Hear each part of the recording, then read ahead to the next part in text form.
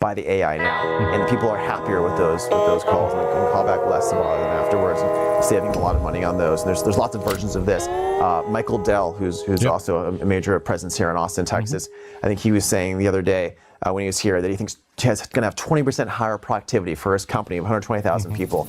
And so basically, there's all sorts of applications of that. Michael's a very serious guy. He doesn't just make wild claims. It's like he actually sees how you think in the next 2 years he's going to have this for like certain salespeople being helped, certain marketing documents, certain customer support processes.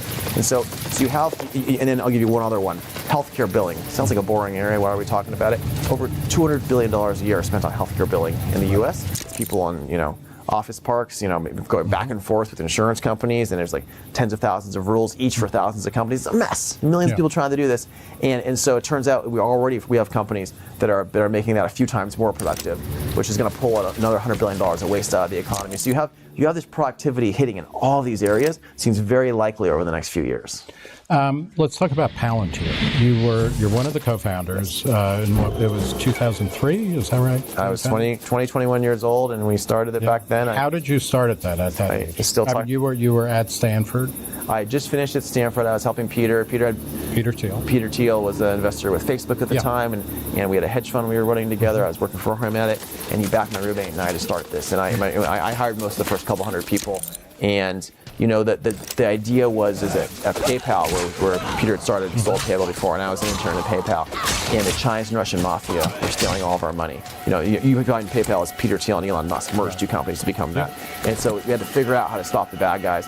And it turned out that all the talent that had been brought together in Silicon Valley around that time, around that first tech bubble in 2000, were able to figure out things like how to investigate bad guys that were way ahead of what the government was doing. This was a shocking realization that like all these young engineers were actually way ahead, because we always kind of have been brought up, even in the computer science world, you hear stories about the NSA in the 1970s doing things that no one even understood until 15 years later. They were so far ahead of us. Until the congressional hearings, right? That revealed them. Well, the congressional hearings revealed it, but honestly, they would do things, and people would be able to look at it, and then academics couldn't explain it, and then academics learned why with much more advanced theories, much further on. Oh wow, this is why. So they were way ahead of us in the government from the mid 20th century, but that was no longer the case in 2000, and so we started helping the FBI and Secret Service arrest the bad guys at PayPal, and my roommate and I at the time got really interested in this. Wow, there's all this investigative stuff we're doing, and 9/11 happened, and the government was spending billions of dollars on frankly backwards things that were not nearly as advanced. We said, wow, this is really dangerous. We have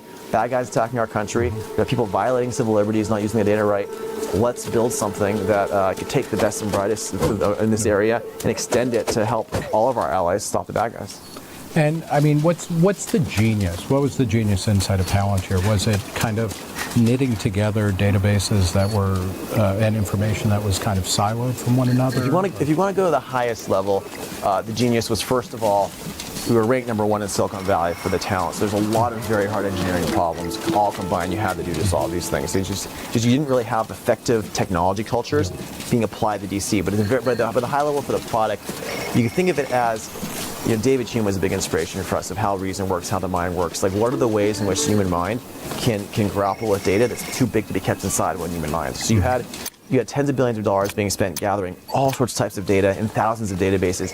How does a human analyst look at this and connect the dots? And so you had to basically figure out how you'd start with one set of objects and properties and link them in various ways to other things and say, show me everything connected to this by this type of data. Show me everyone this person's flown with. Show me everything that's connected to this where they have like similar names, basically. They might be the same person. Show me everything. Show me everyone they've paid, and then show me everyone they've paid, and watch the cash flows and look at it. And just helping people get their minds into massive data and then monitor it in a way that's intuitive to them, so that when some random signal intelligence 6 months later showed a payment between two suspicious guys, all of a sudden we can connect the dots and we can find where the bad guys are. So it's really hard to say who's allowed to see what data. How do you see it? How do you bring it together? Can we talk about that a little bit? Because this, from a libertarian perspective, it's like, okay, the engineering and technological feats are fantastic. The idea of following data flows where you can find bad behavior and target that rather than kind of doing large sweeping nets of all sorts of people. That's great. And obviously the successes that you got, Palantir talks about the most is finding the unveiling China's GhostNet program, as well as probably taking or helping to locate Osama bin Laden? Is that... Palantir was behind thousands of terrorists being targeted and eliminated. So that's all good. And then what are the concerns, or how do you work with a government that is known for violating civil liberties on a fairly regular basis? How do you build a system so that you're not merely the handmaiden to a kind of surveillance state? Yeah, so the whole core of Palantir was basically a civil liberties engine from the start. It's what data are you allowed to see in what context, and how do we bring that together and show you only what you're allowed to see to let you get your job done, right? So the problem is I think a lot of these guys, maybe they think they're Jack Bauer in the show 24. I don't know if that's a dated reference now, but I think it might be. Yeah, someone who's in charge of catching the bad guys, and so they're going to break the rules. They're going to break the rules to find the bad guys, and we don't want you to be able to break the rules if you're not supposed to break them, but we want you to get the bad guys anyway. That's the whole point of this, and so it's actually a really hard data problem. What are you legally allowed to see, and what's the policy? And we don't set the policy, but we would make it so it's very transparent. And so if Palantir is installed at a certain part of the FBI or the CIA or anywhere else, the people running that can go back and look. Here's the rules. Here's what they were done. Here's where the rules were changed. Here's who changed them. And you have basically full audit logs, full audit trails, and you're doing things within the system. And you do need to, by the way, make it so you can change the rules, because there is policy change that happens. But it needs to be transparent. It needs to be clear who did what, so someone can't just get in and do something inappropriate. Here's a kind of strange question. Would you what is your reaction to people like Julian Assange and WikiLeaks or Edward Snowden? I guess first, revealing what they revealed, but then also if the systems were designed better. This William Binney, who was a longtime NSA person who ended up blowing the whistle on a couple things, said, what was amazing about Snowden pulling data out was he never should have been able to do that. Oh yeah, that was incompetent. So that partly that reveals an incompetence in government and kind of large scale things. Yes. But how do you feel about people like that? Are they good? They're testing the system in a way, right? There's good and bad there. So as a libertarian, as someone who thinks the government wastes tons of money on tons of incompetent things, you want whistleblowers to call out the government. You want to call out waste. You want to call out bad actors. At the same time, we do have, and this is what really gets me a lot of times, I think Palantir, along with some really talented people, help stop a lot of major attacks, right? A lot of major attacks. Can you name one? And I realize it's hard to say, okay, well, we stopped this attack. I mean, we literally helped eliminate thousands of terrorists that were planning attacks on us that we wouldn't have otherwise many times found or stopped, including famous ones you alluded to that we don't talk about in public, so we don't want crazy people coming for us. But in general, we were close to people who helped uncover tons of these different rings of people who were clearly planning, violent attacks in America. In some cases, stopped them only with very little time to spare. And it's very frustrating to me that because you had so much confidence in stopping these things, people now assume you don't need anything at all in the intelligence community. So I agree there's abusive elements of the intelligence community. I agree that a lot of times when something's confidential, they're using that to get away with nonsense. But I disagree with the idea that there's not bad guys in the world we have to fight. And so for me, it's let's make the government competent, but let's make the system so it watches the watchers. Right. Well, one of the other ways that Palantir has been helping, maybe not watch the watchers, but kind of keep government accountable, you guys have helped to track bad payments coming out of the stimulus programs, right? TARP was a mess. Yeah, talk a little bit about how, kind of data mining or, what you're doing with Palantir showcases where bad payments go. Yeah, I think actually to Joe Biden's credit at the time as vice president, I think he was involved in helping bring Palantir in a long time ago and making sure that we were tracking where all this money was going, because there is just generally a lot of fraud around these issues. And so the more you track any kind of government spending well, the more you understand it with a competent level, the more you're going to find all sorts of bad actors. Unfortunately, this was not always applied to my knowledge to COVID spending. It wasn't always applied as much as I would have liked to. How does that work, though? You have systems set up where you can kind of figure out if it's likely that a payment was made in error or went to the wrong person, or kind of how does that system? Yeah, it's like if you go back to even the very simple, not simple, but the complicated problem at PayPal, it's you're basically mining through the information and you're connecting different analyses and you're finding first of all cases of known fraud, which are not that hard to find, and you're modeling those to search for things that are similar, and you're piecing through it and you're flagging a bunch of suspicious things, and then you let someone, a person does not have time to go through millions of these things, but if you flag things that are very suspicious to them and then show all the data in an intuitive way to them, they say, wait a second, this is obviously something that's wrong, right? And it's like, I remember back at PayPal, there'd be like payments, there'd be a bunch of emails that were like clearly all set up by the same person, like Baseball 2000 at Yahoo, Football 2000 at Yahoo, or whatever it was, and like all the money's going to those accounts and going out to the banks right away. You know, and it's like clearly like it's a coordinated network or something. They shouldn't have been doing it. That the computer didn't know it for sure, but once you show it to a person, it becomes obvious. So you work together on these things. Do you have a sense of, can you ballpark what percentage of stimulus payments were either wrong or, they shouldn't have been made? I don't have that information myself. I know that, I mean, listen, so Palantir is a nonpartisan company. I don't even run it anymore. I'm close to a lot of people behind it. I remember at the time, even even President Obama agreed, for example, there's lots of fraud in Medicaid, we should probably go after it. He visited us, agreed he was going to do it. His office ended up stopping us from doing it. Every president says, they know 30% is waste, fraud, or abuse, but you can never stop. Their office doesn't want us to because they don't want the narrative out there admitting how bad it is, which is frustrating because I think we can actually fix most of it. Yeah. Oh, well. Is there any way to change that political calculus? You need a really strong, really competent president who's willing to do it. I think policy-wise, the previous administration, the Trump administration, was willing to, but there's a certain level of confidence that wasn't always there on the follow-through, and people have pushed back and they drop it. And he also is, every president's like this, I'm not going to touch your Medicare, and that might mean I'm not going to touch your Medicare even if you're getting it under the wrong circumstances. Well, it's not even for people. I think most of the thought goes to a lot of very sketchy doctors and health systems. But I think those places are very powerful special interests, and it just creates a huge headache to go after them. And you need a president who wants to focus on the issue. And listen, there's lots of things to focus on. I'm not telling you this is the most important thing. It does bother me as an American that we waste $100 billion or whatever it is a year on this nonsense. Are you going to vote for Obama or for Obama? I sound like Donald Trump now, right? I'm lost in the past. Trump or Biden? I spend most of my time on the states because that's where I can make a huge difference. I have teams in 20 states for Cicero. I respect people very much who would never vote for Trump. I respect people who think Trump's policies are much better than Biden's, and so it's not something I tend to weigh into. Do you respect people who definitely will vote for Biden? I generally think there's a lot of failed policies, and I generally think that there are some people in this administration I admire, but overall I do not admire this administration. I understand why some people morally still think that they prefer Biden to Trump. That's not my point of view right now. Do you? Now I'm thinking maybe we should move to Singapore. Is something fundamentally broken where we are looking at a rematch of Joe Biden and Donald Trump, and it is like Muhammad Ali and Joe Frazier if they were 20 years older, it seems, and going at it again? They do seem probably slightly too old to be the people we should be electing. I understand why people are really angry at the way Donald Trump's been tweeted. You probably saw Jeb Bush and I wrote a piece in the Wall Street Journal talking about how both Elon Musk and Donald Trump had the court weaponized against them, and I see people who agree with a lot of the policies Trump did and who are feeling he's treated really badly, so I know why that makes them want to fight for him. And so listen, I understand where we are, and I don't think the country's broken or anything like that, and I think I respect different views on these things. It is interesting, though, that Trump has run twice and has never gotten he's gotten less than 47% of the popular vote each time.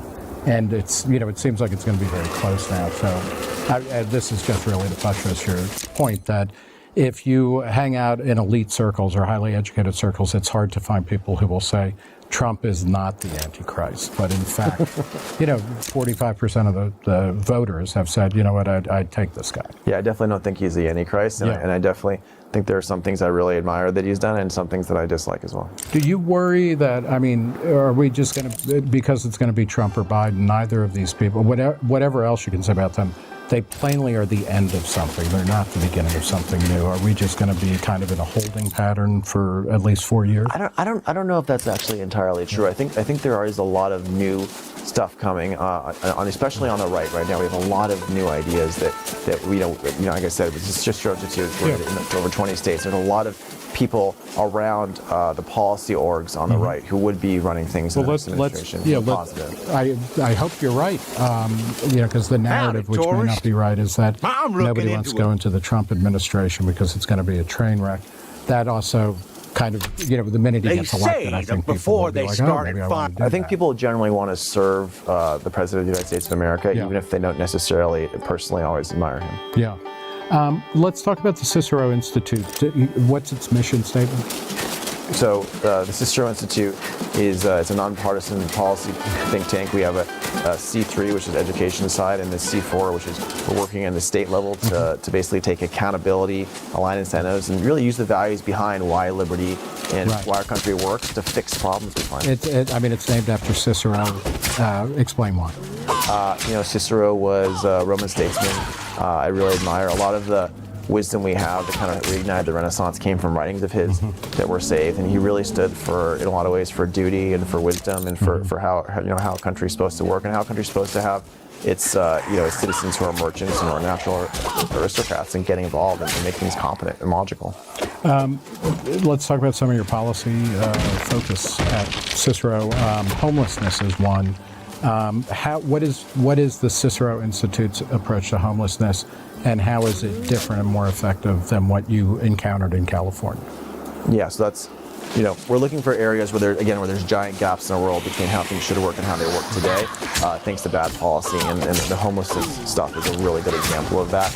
Our general policy is that and basically it's common sense. The way things are done now in California are just totally insane. You have $1 billion being given out, not based on data or metrics, but based on political favor to very powerful, very corrupt nonprofit groups whose incentives are completely misaligned. So these cities and these nonprofit groups get more money for doing the wrong things.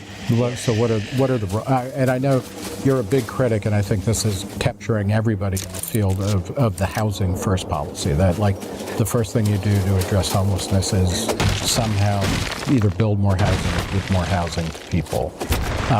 Why is that wrong? 75% of these people in these cities are on drugs, who are homeless, and 75% of them are mentally ill. It's overlap. And to give someone who's on drugs and mentally ill a house, I think in San Francisco they have more people who died in these homes than who moved on to being self-sufficient. I mean, this is a total mess. And then, by the way, who gets the homes? It's a lot of people who are working in the nonprofit groups who get the homes, and people are close to them, of course. We tried to make it so we had to give the homes to the people who are the most vulnerable, which sounds good on paper. It's an idea around equity. Yeah. And there's a vulnerability index they created, which is used by most homeless groups now in most cities. Most of the cities around the country are using it, progressive groups. And the index says you get more points towards a home if you're on drugs. You get more points towards a home if you've committed a crime. It's more points if it's a violent crime. You get more points if you're not in a drug recovery program because you need it more. And you go through, you get more points if your kids are truant, if they're taken away from you. So you go through this, and if you're on the very far left and you see everything is just being, you're a victim or not, and things are just happening to you, they say, oh, these things happen to you, should you get more points? If you understand the world like a person who understands logic and reason, is you realize, wow, these are creating incentives, right? And so we actually go into, our nonprofit will follow and try to help people working with the homeless industrial complex. Even here in Austin, they walk into this thing that's been set up by a progressive group, and they say, you, sir, deserve a home. Here's how you can get a tent. And he said, I don't really need a tent. I'm sleeping on someone's couch. He says, I'm going to pretend I didn't hear that, because you're more likely to get a home if you're in the tent. And here's how you set it up. And then he comes back 2 months later, and he says, oh, you're not quite there for a home yet. The Republicans haven't given us enough funding. And he says, I hear I would have maybe qualified for a home by now if I was on drugs. And she says, well, that might have given you enough points, but we don't like to think of it that way. This is literally the conversation. Yeah. It is more, I think a lot of people don't realize our country is more insane on these things than they assume it's something more logical than it is. It's not. Do you, the Cicero Institute has model legislation, right, for how to deal with homelessness? It does. We have 8 different points that, Governor. What are the big ones? Yeah. Well, the big ones is you want to redirect money away from housing first towards mental health treatment and drug treatment. You want to redirect things towards temporary shelter, not towards just giving away homes. It's much more efficient and scalable. You want to realign the incentives so cities ban street sleeping and put people into the shelters, and they don't get more money for bringing more homeless people in. You want to basically realign things where the dollars given out to the nonprofit groups are given out based on metrics and goals. Right. So you have accountability, you audit them, you say, here's your goals, and you get the money not based on being politically connected, but based on what you're hitting. Right. And by the way, one of the big ones we really like is what is basically called diversion courts, and so you want a court that could actually force treatment for people. So if someone in San Francisco, forgive me, has pooped on the street for like a 5th time in a row, rather than say, oh, we can't do anything about it, Bob's you go out there and do it a Archives 6th time, which is disgusting and bad for everyone. The You say, I'm kamikazes sorry, on board we're not going to put you in prison because we're not jerks, Open but the camp we're going to pylon put you here and force configuration treatment. menu. Which is kind of like the obvious solution. Which is also kind of like prison, right? Yeah, It is. So technically, you deserve to go to prison for having broken the law, but that's really mean. Let's just send them somewhere else instead. Force treatment. Because you can't just let people keep pooping on the street. It's like having an adult in the room. It's like these are children in charge. You can't just let a person keep doing that. And we have many. Reason is a house with many mansions, so we have lots of different differences of opinion. Of course. And I'm, within that, I agree. I mean, I think if you're constantly defecating on the street, like there should be You're real breaking the law ramifications. and you're hurting society. But how, in general, with a lot of policies like this, how do you make sure that you are not just creating another power structure that can be used arbitrarily by the state or by whoever is in power to punish people that, for whatever reason, you don't like? No, 100%. And I think this is like where a lot of our government is broken stage. You have to have separation of powers. You have to have checks and balances. You have to have a separate legislative, judicial, and executive. It's one of the key things we get wrong with our administrative state today. And so, but you do need rules about this you create, and you do need a court system that enforces those rules. And you do need a way to appeal to another thing outside of that court system if it's doing something wrong. So let's jump from homeless people and possibly forced diversion to something else that I've heard Cicero is involved in, which is actually pretty interesting, is creating kind of nonprofit prisons that would, this is not a private prison and it's not a state-run prison, but it's something that would be incentivized or it would get money based on getting its inmates not to come back to prison, not to be recidivists. Yeah. Talk a little bit about that and how that kind of illuminates what Cicero is saying. Yeah, so again, we're all about incentives and accountability, and really things that create effective functional cultures to get the best results. And right now, our prisons in America do not have effective functional cultures. They are mostly very negative cultures. They mostly have extremely poor results relative to what's possible. And what's amazing is when you want to look for incompetence in the world, you look for volatility results. Because actually, it turns out there's some programs in some prisons for the same sets of people that'll have like half or a third of the recidivism rates. Mm-hmm. And so how do we do that? And I think like a not very smart politician, but who wants to do the right thing, will try to look at that program and want to say, we're going to just pay money for that program and we're going to try to copy it. Mm-hmm. That's like one level. But the higher level is how do we create a system which is as close as possible to the way the market works, where the things that are working get more funding and get rewarded, and things that are not working go away. Because the problem is one system might work somewhere, it's not going to work everywhere else. Maybe people aren't doing it right. Maybe there's lots of reasons why. So you want to make things echo as close as possible to a market. And this actually gets down to one of the core misconceptions about prisons. And there's a lot of people, in general, like, oh, we have these for-profit prisons, and that's what's ruining everything. No, and 10%. Yeah, exactly. It's 10% of the prisons, and it's not the fact that they're for-profit. By the way, these for-profit prisons are not very good in general. Right. But it's not because they're for-profit. It's because their profit incentive is the wrong incentive. Mm-hmm. Imagine if we gave a bunch of like the best entrepreneurs the right incentive and say, listen, you can only make money in prisons by getting your recidivism rate down, by making sure people, when they come out employed, mm-hmm. by making sure when they come out, there's ways of measuring like basically like their success in the community, and they're not going to break these communities. Like that's what we should be doing. There's 37 prisons in California. Imagine if we measured all of this really well, mm-hmm. and every couple years replaced the bottom 3 or 4 and gave rewards to the top 3 or 4, mm-hmm. right? Like make it so they're all part of this mission so where they like cared about. Relegate them. It's like British football, right? Yeah, exactly. So it's like so how do you do this? Yeah. So first of all, there's policy you're trying to pass. There's a bunch of great policy, and unfortunately in Arizona recently, like the private prisons, which are not the good private prisons, just stepped in and they've killed some of it. But we're going to get it next year. We're going to keep fighting. Mm-hmm. But there's other places where we have passed policy for incentive for probation and parole. It's worked extremely well. But here's another thing we want to do. Exactly, we want to take a for-profit prison. We want to buy it into a nonprofit. So imagine putting it in a nonprofit. So now it's in a nonprofit. Now we're going to run it inside of that nonprofit as if the policy was already there, as if our only goal was to people coming out have higher employment, as if we don't want people to come back. And I want to do that in order to show what's possible. Because again, it's back to that volatility concept. To show that something could be much better than it is, you kind of inspire people to say, wait a second, how do we get more of this? Because this is possible and no one's doing it. Do you think too many things are crimes? Yeah, I'm not for locking up nonviolent drug offenders in general. I have people in my life who I've worked with who spent a lot of time in jail for things like that I think they shouldn't have done.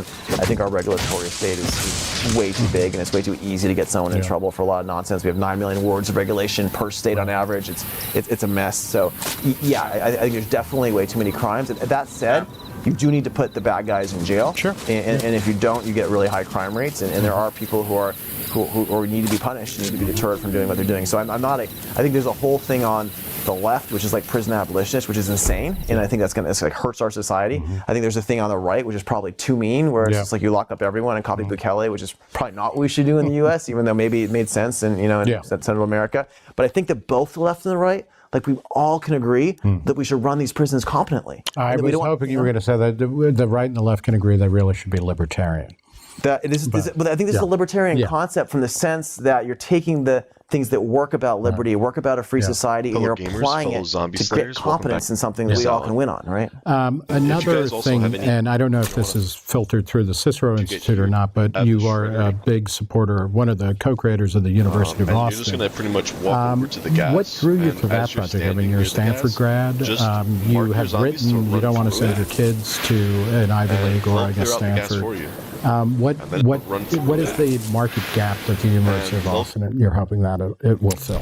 Well, I hope in 15 or 20 years the Ivy League or Stanford might be better, right? I think if you haven't been in these universities the last 10 years, you've really missed like the rapid decline of them on a number of vectors. You basically had these kind of radical far left ideologues conquer these places. There's more administrators than kids at Yale. There's almost as many at Harvard, and they're to the left of the professors. The professors in a lot of these departments are basically really focused on these very, very extreme ideologies, and you can't become a professor or even a PhD student anymore if you don't go along with that stuff most of the time in these places. And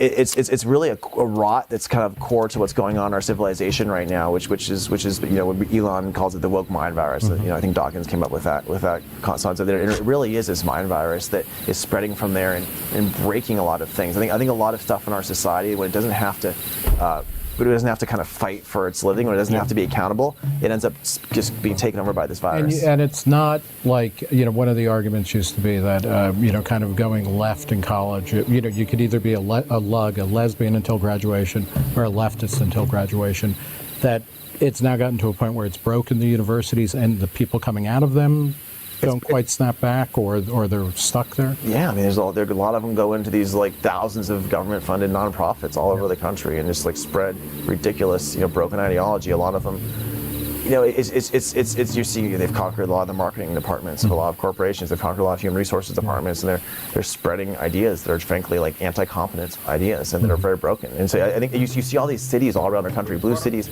I mean, the vulnerability index we talked about for homelessness, like it makes no logical sense, but they've learned in college you don't argue against things like this. It's a virtue signaling thing, so you have to go along with it. You have to nod, you have to like applaud, you have to snap, whatever the hell they do these days, and you're not allowed to say like, no, this is clearly wrong, it's bad incentives. Like, and by the way, you learn that if you're a white man, you shut up and you nod and go along. The whole thing's ridiculous. So how does the University of Austin, what's the alternative then? Well, the alternative is not to have insane kind of like CRT Marxists running these schools. I mean, it's like just have one of them run by like moderate, sane people, right? So it's not like a conservative thing. It's not a libertarian thing. Like we probably still have more moderate Democrats than anything else, because it's academia. By the way, that's generally been how academia works. You have people on both sides, right? And you have a school that focuses on pursuit of truth. You have a school that focuses on actually educating the kids and teaching them how to speak up, teaching intellectual courage, right? Teaching them how to have debates where basically the idea of intellectual humility, where you might not already have the answer. I think the whole idea of the woke mind virus is that you already have the answer, and your job is to like shame and ignore people who don't go along with your preconceived set of like solutions. Like instead, let's actually go and let's learn, let's violate what we thought was true and learn from both sides, right? There's this thing. It's just like a culture of a healthy intellectual discourse, which is missing, unfortunately, on these campuses. And we've had these seminars where kids come from Stanford and Harvard and Oxford and Yale and these places, and they're blown away being the seminar for a week with great professors and debating ideas and seeing debates, for example, on the whole trans issue, like being able to get like a famous trans economist and a famous feminist to debate the trans issue. Imagine that, and to do so with intellectual humility and respect, and they actually ended up hugging each other afterwards, despite the kind of a fierce argument for a couple I hope hours. nobody was charged with sexual harassment then, or it's amazing. Like people have never even seen these debates modeled in a healthy way to them their whole lives. Like our society's not in a great place the way universities work. Let's talk a little bit. Getting it to a better place. You have a very active Substack and a podcast that is called American Optimist. That's right. What's the controlling idea there? Obviously, it's American Optimist. That says something about it. But who are the people that you're talking to then? Yeah. Well, I've been lucky to be able to found, I guess, a handful now of multi-billion-dollar companies, and I'm friends with a lot of people who have done the same, and I'm involved with a lot of, I think, the most interesting. And yet, here you are talking to me. It's like I've been exposed to a lot of things that make me, I think, more optimistic, because I understand like what a lot of smart people are doing to change things in healthcare and to save lives. The new breakthroughs there, and there's just lots of cool stuff going on in our world. And I want to show people, here's what's going on, here's what the competent people are doing, here's why we can be optimistic. Well, and again, I mean, it might be temperament, but it's something more than that, because many people in exactly your position are like, oh my God, the world is totally fucked, and we got to batten down the hatches, or there is no way we're coming out of this, or everything is on fire. Why do you think? I mean, and it's why do you think the country really has been in a funk at least for 10 years or so? What do you think is driving that? Because materially, we're doing pretty well, and we went through a really bad financial crisis, mostly caused by government policy, but we survived that. We went through a pandemic, a lot of dumb policies enacted, but we survived that. Like, why aren't we kind of feeling pretty good about ourselves? I think listen, so what are the challenges? There's definitely a civic breakdown. There's definitely this weird thing going on, I think probably because of social media and because of living our lives more online, where we're like these more disembodied people who don't have some of the same like traditional healthy ways of relating to each other, relating to our communities. There's definitely, the algorithms make us far more polarized. I think Donald Trump's ascendancy was also tied to a lot of people in the working class and facing competition from around the world that overall lifted up everyone around the world, but that did make things tougher, I think, for quite a while for some of our working class to have to face that. And so you have a lot of different areas of struggle. I'm actually quite optimistic. There's good solutions to each of these things, and I think it's our job to work on those solutions, but it doesn't mean these aren't real serious challenges for our society. Yeah. You also have a real, I don't want to call it noblesse oblige, because I feel like that's slightly insulting, both to the people getting the oblige as well as the nobles. But it's a bad connotation these days. Yeah. Well, what you seem to be different. I mean, you're young and you're already doing this. This is the type of stuff that usually people in your situation, they wait like 10 or 20 years, cash out, and then start telling the world how to run itself. And that has a long and generally awful lineage. People like Henry Ford did that to very strange ends. But what drives you to kind of be doing this now while you're still growing your business empire? Yeah, there's a couple things. One is there's just a lot around us that's really broken in our society, and I worry that if the history of these things, when you take something that's really broken, if you don't fix it, that's when populists really come in and really pass crazy things. So if you don't fix healthcare, then healthcare gets socialized. If you don't fix a bad, broken regulatory state, that's when they come in and they just completely change all the rules and take it over and break everything. So in general, I'm worried if we just don't do anything for 10 or 20 years, things could just be broken. That's one. And instead of being like, I could burn it down and then whatever rises after that'll be better, you're basically saying, no, it can just keep getting worse. Yeah, I mean, America is an exceptional country, and it's very rare to get a constitution with a check on powers and enshrines liberty the way that ours did. And there's lots of things to fix now. Our regulatory state has obviously grown in such a way that it's no longer really constrained by the same principles of the Constitution, so we have to go and put that back in the box and fix it. So there's big things to fix. But yeah, if you just start over from scratch, if you look at human history, like 999 times out of 1,000, we get a really bad answer. Yeah. So we definitely don't want to burn it down. That's much worse. We have something really, really precious that we have to keep fighting for and improving. And the other thing is, I do think actually that as an entrepreneur, from what I've seen, I think your mind can work really well in your 30s, 40s, 50s, still in a way where you can still learn new things in a dynamic way. And I think you're going to have to slow down because I'm 60. I know. So when you start to get really you lost me. When you start to get into your later 60s and 70s and 80s, I think there's something that ossifies where it's a lot harder to like create new concepts for yourself that you can and create new expertise for yourself. I think you can still be the best in the world at what you've been doing your whole life, but to do something new, I wanted to make sure I was really learning these things in a time when I could be one of the best in the world. Do you worry that, this is also true of kind of nations or countries and societies where, they go through a period of they get old and semester?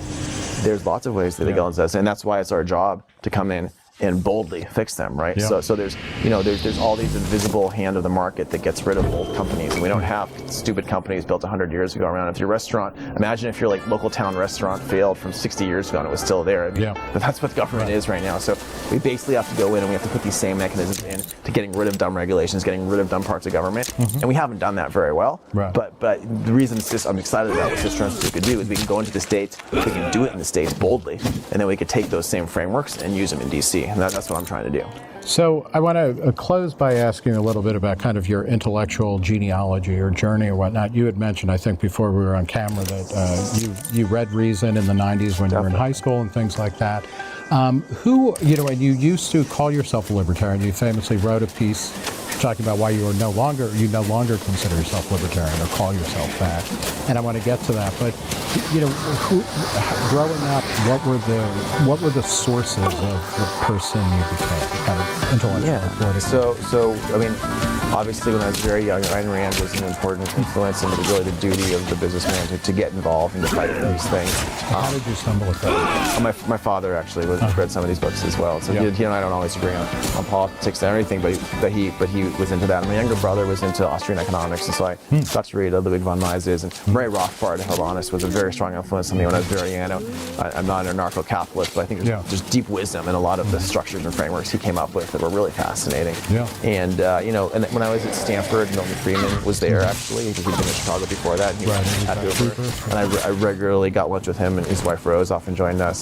He became a very strong influence. Did he pay for it, or did you get a free lunch from Milton Friedman? That would be pretty awesome. I think Hoover did have free lunch. That was pretty good. Performative contradiction. There is a free lunch. Maybe I was paying tuition though, so there could have been something like that. And so those were really big influences on me. Just in tourist.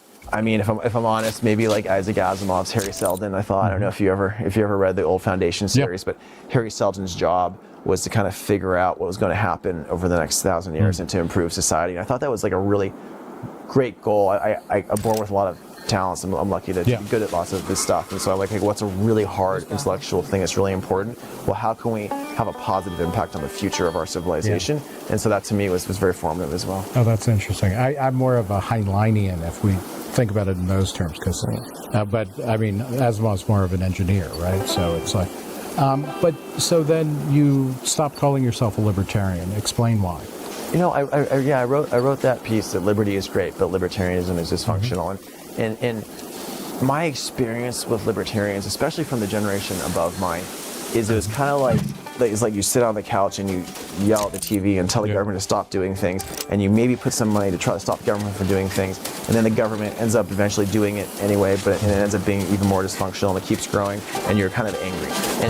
And that's not nearly as useful as getting involved and trying to put liberty-based frameworks into the government. So yes, do I think the government should be doing most of these things? No. Should the government be really small? I agree. Am I a anarcho-capitalist? No, maybe not anarcho-capitalist, but I think government should be really small. But there's all these insights that come from liberty and that come from how our society works. Like another one just to mention it, like vocational education in America. Do I think the government should have a bunch of vocational programs and training programs? Probably not. I'm pretty pro-liberty, but are they going to get rid of them all? No, th're not. Okay, so given they're not getting rid of them all, how about we go and we say, how do we apply liberty to these things? You know how you apply liberty to them? Other than deleting them. We're going to go and we're going to say, listen, we're only going to fund you. There's 27 technical high-end vocational programs in Texas. We only fund them now based on the salaries of the students coming out. That's a market signal that you can't gain. If you fund them based on graduation rates, they're just going to graduate people. They're going to cheat. Right. You fund them based on the salaries coming out. Guess what happened when we did that change? The salaries doubled over a period of 6 years. Doubled. It's completely changed the lives of 50 to 100,000 people. So you're taking these liberty and free society frameworks and you're putting them into things, and you're fixing and making government competent. And frankly, that's where the leverage points are these days. If you understand liberty, let's fight and use those frameworks to actually fix things. All right, I think we're going to leave it there. Thank you. Joe Lonsdale, thanks for talking to Reason. Thanks, man.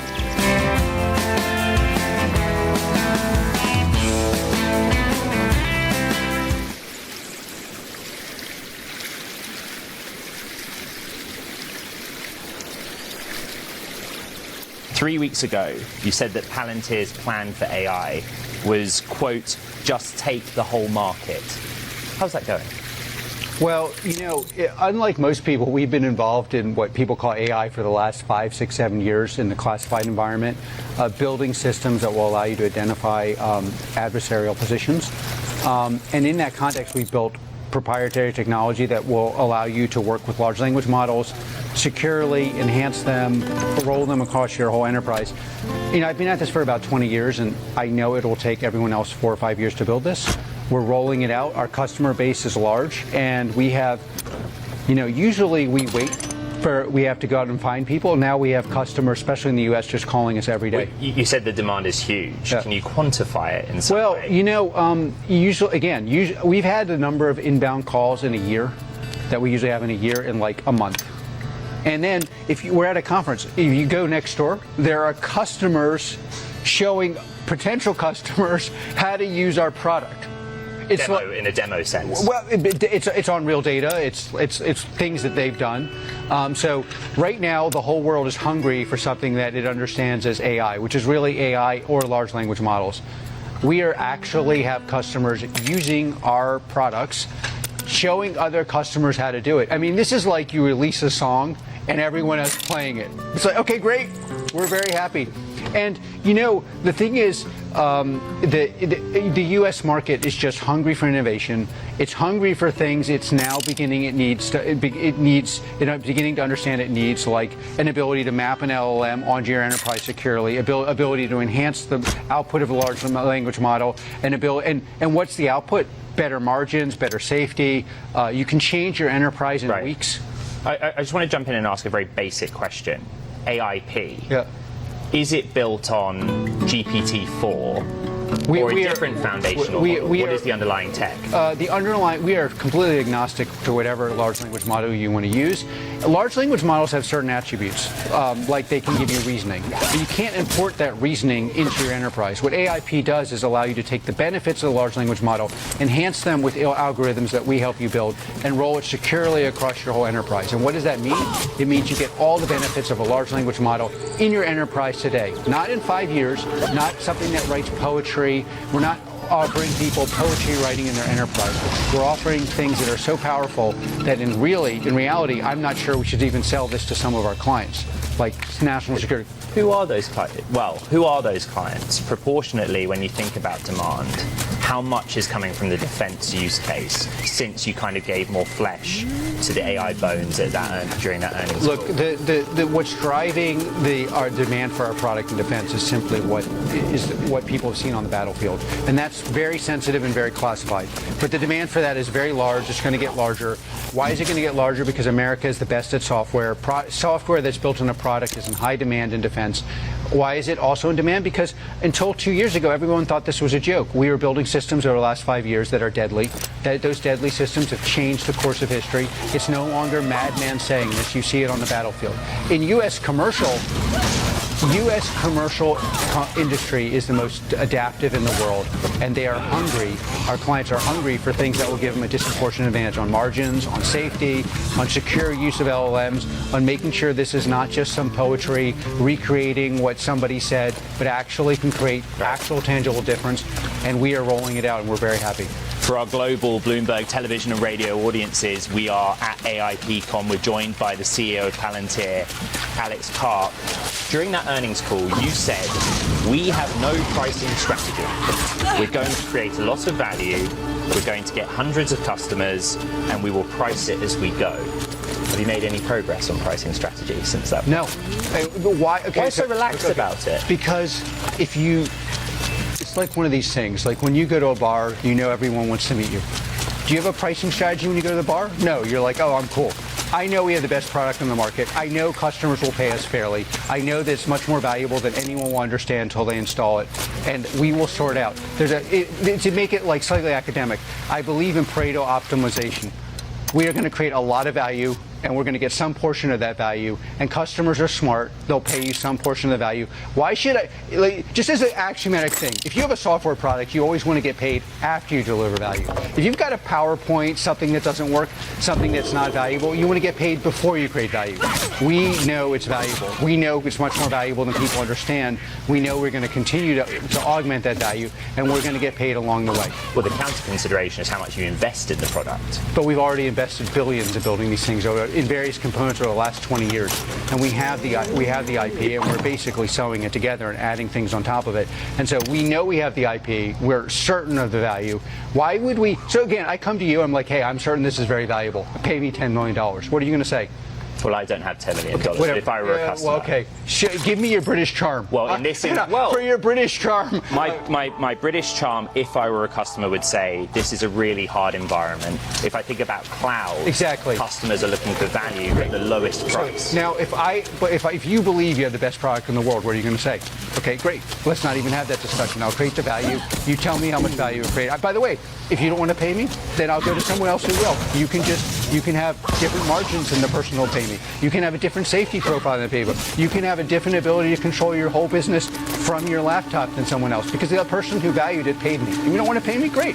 Alex Karp, CEO of Palantir Technologies, this morning, the Bear Cave, a Substack-based newsletter, put out a negative report. Great. Let me just read one of the claims. The Bear Cave believes Palantir is an AI imposter engaging in spurious games to inflate its books and obfuscate its less sexy role as an overhyped data consultant. What is your response to that? The Bear Cave is a bear cave. They can stay in their bear cave. We're a profitable software company. Those are interesting critiques of us, and we have the best products in the market, and that's why they're profitable, and we will win. Wanted to give you the right response. That was all. The core of Palantir's pitch, right, is that you have this experience in managing sensitive, classified, often data networks or closed networks. How does that work in the training of the LLMs that's going into AIP? Is it difficult when you have that kind of restriction on the data source? It's a very, very, very important technical question. To use LLMs at scale in a classified and sensitive environment, you have to have something like a data model that trains the data model, and something like branching and access control. Those products take decades to build. We have them. But if you have those products, you can segment in real time what they're already built. They're already built. They're already part of all of our core products. They're part of PG. They're part of Foundry. We roll them out to our current customers. Many of our customers have not needed to use these. They now need to use them. Why do they need to use them? Because if you in any environment, you're going to have records that you're going to have data and insights you're not going to share with the large language model. You're going to have data and insights you do want to share, and you're going to have a hybrid, and that requires a segmenting, branching architecture. And one of the things we built over the last 10 years randomly, because we thought it would be valuable someday, was that. For our Bloomberg radio and television audiences worldwide, we are with Dr. Alex Karp, the CEO of Palantir. An interesting case study is Ukraine. You've deepened your relationship and activity with Ukraine using AI in one case to help with reconstruction. Yeah. How else? Explain how it works. By the way, my real answer to the short people is ask the Russians. What do you mean by that? It's like, we can't save it. Ask the Ukrainians, ask people who are on the battlefield, ask people who have been subject. You're talking about the effectiveness of our product. Okay. So it's like, there's very little we can say. You can read what the Ukrainians are saying they use. Targeting, according to reports, has gone up, given the use of AI by products, potentially ours, from by 20 to 50x. These products have changed the course of history, and they will continue to change the course of history, and I'm super proud of that. do we already have in the military use case an arms race between powers like the US, Russia, China, specifically in the field of artificial intelligence? Yes, and we have an advantage. And if we don't get out of our own way, we might actually continue to When win. you say we get out of our own way, what do you mean by that? Well, America has the best software companies in the world. The software companies largely come from a sliver of America. They produce products. We need to get to a point where 1% of our spend on defense goes to products that have been proven on the battlefield, not PowerPoints. And so, like, in the large language model and the generalizable AI, we are far ahead. Call it a year or two. But we must actually implement. And there's a huge debate. Part of the debate, of course, is these things are very dangerous. If we didn't have vicious adversaries, we should slow it down, but we do. But we also have lots of people who don't want to roll this out because they have nothing to roll out. And so there's like the debate machine about rolling this out is partly for legitimate reasons because this could be dangerous, partly for security reasons you brought up, but there are architectures that will allow you to deal with this as a product like Palantir and hopefully someday others. But there's also the debate machine because there are only 3 or 4 companies in the world with anything to sell.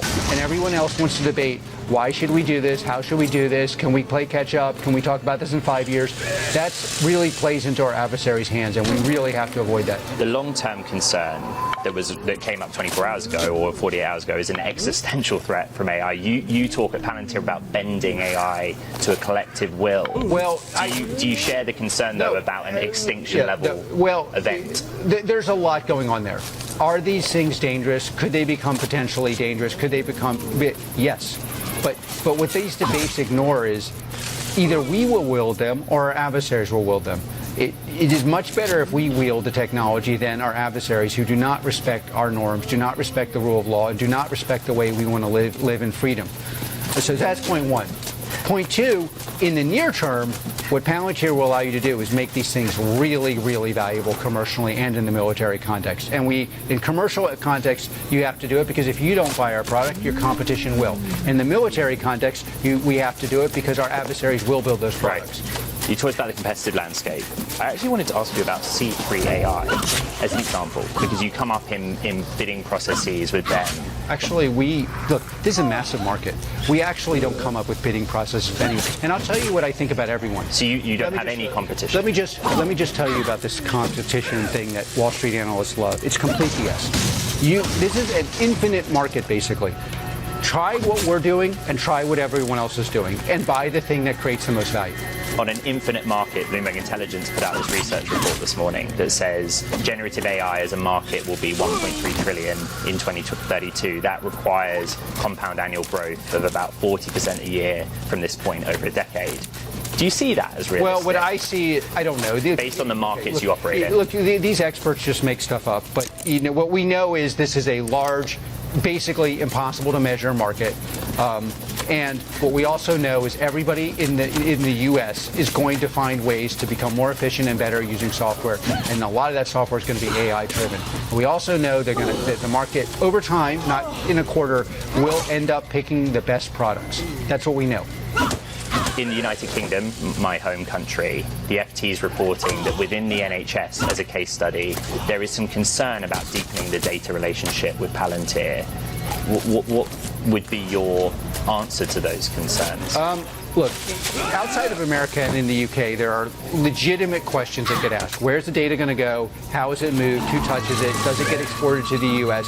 Can we verify how it was used under what context? And can we make sure that the underprivileged people of the UK actually get the same treatment as the privileged people, including not just in treatment, but future treatment, which is a huge issue in the UK because there's a backlog. So how do you deal with the backlog equitably? Palantir provides the most robust, transparent software in the world, which is part of the reason we're having an AI bonanza. Because to make AI work, you have to show how it works. How did the transform work? How does the branching work? How does the ontology work? How does it map to all? This is exactly what you have to show in a hospital context. Who worked with the patient? Under what condition? What doctor? Was the person equitably and fairly treated? What happens to backlog? By the way, we've proven we can do this as a product safely, efficiently, and under the hardest conditions in the UK. And I really hope we win that for our sake, but also for the sake of our UK employees and others that we greatly respect, and because transparency leads to the fairest, most ethical and justified outcomes you can get.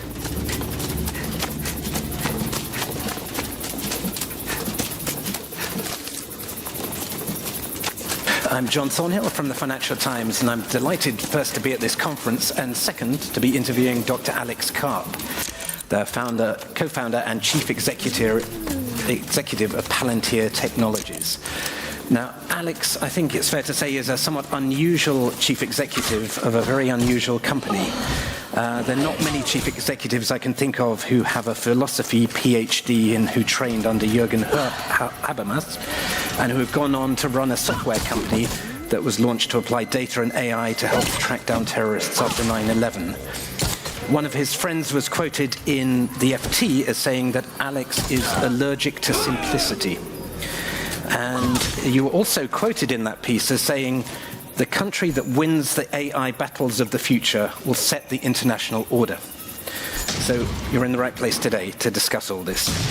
I wondered if we could start by you telling us what role AI is playing in the war in Ukraine, and to the extent you can, what role is Palantir playing? Well, first of all, very happy to be here. Thank you for that kind introduction. Forward it to my relatives, who will be happy to know I'm so accomplished. That quote, just as a reference, I think was from 3 years ago, something like that. And when I was saying this, and when we got involved in what's now called AI in parts of the DoD, unnamed parts, because Silicon Valley's view of technology was, please send it to the adversaries and send the carcinogens to America and the allies.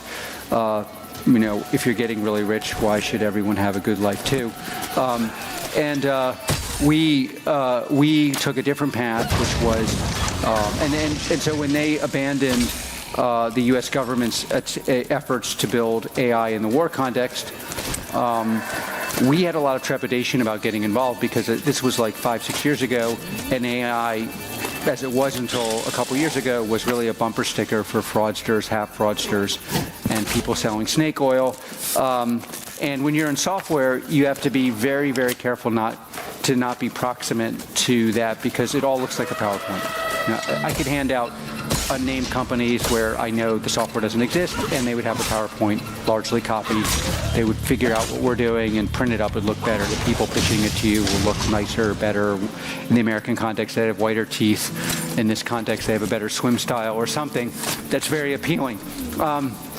And so we got involved in the digitalization of warfare a number of years ago. At the same time, we were already still maintaining products that we had built largely for the West, but particularly useful in Europe, because you have an environment where data protection and anti-terror work has to go hand in hand. And that gave us an architecture for understanding how an enterprise would work with segmented data. So you just have a huge, typically everyone's excited about AI, because it's not a joke, it's clearly transformative, and you're seeing the results of OpenAI in the consumer internet context. I would maintain that the history of technology, from certainly in the last 100 years, is things coming from the military going to consumer, and that's also what I think primarily actually has happened in AI. Where, and again, our role in Ukraine has been widely discussed. Won't say that much about it, but as a matter of theory, the old way of targeting, where you don't use, where algorithms aren't used, is clearly a failure. And if you go into battle with old school technology, even if you're spending $65 billion a year and you're highly accomplished warfighters like Russia, and you have an adversary that knows how to install and implement digitalized targeting in AI, you obviously are at a massive disadvantage. But which the world heard, and that's why there's a lot of interest in AI. But what's very interesting is the way we discuss AI in public networks, consumer internet, doesn't actually translate to private networks. So if you're doing digitalization or AI on healthcare records or in the context of war, you have issues of, well, in the war fighting context, you have, well, who makes the decision under what condition, who takes responsibility, who does the after action report. If the AI makes a decision, who's responsible for that? If before war, you have the ethics of war, who starts the war, under what conditions. During the war, what targets are taken out, what kind of targets can be taken out, what is every country has an idea of safe harbor, i.e. targets you can't take out, targets that need special authorization, targets that need different kinds of action reports. You have different kinds of segmentation inside data sources. So without going into any details in the Ukraine or other countries, you have very different data sources. They're structured in a different way. You have security issues. If you're working at war, as everyone in this room would know, you can't supply all your data sources, i.e. your asset sources, your human insignia, to everyone on the warfield, even by proxy through an algorithm, because that can be deciphered. So how do you run algorithms and run targeting packages where these things are paramount, so the adversary doesn't immediately know what you're doing, how you're doing it, and can replicate it? And then in the civilian context, this is a heavily regulated environment, for example, in Europe. You can't just run interjurisdictional AI on data sets in healthcare, legal, pharmaceuticals, and any of the interjurisdictional AI is, for lots of good reasons, would not be allowed legally or, in my view, ethically. So how do you make the AI or digitalization work in that context? That's something we've spent the last 5 years building. And what's super interesting now is it was a joke. And when I was giving you this quote, I largely just got ridiculed by my academic friends. But I think it's pretty obvious to people in this room, not as obvious maybe to people outside this room, but the ability to dominate the war battlefield on our ethical terms, meaning where we can control who does what and under what circumstances, will define who writes the law and how it's interpreted. Now, this maybe is less controversial in Europe. It is particularly controversial, I think, in academic circles in which I lingered.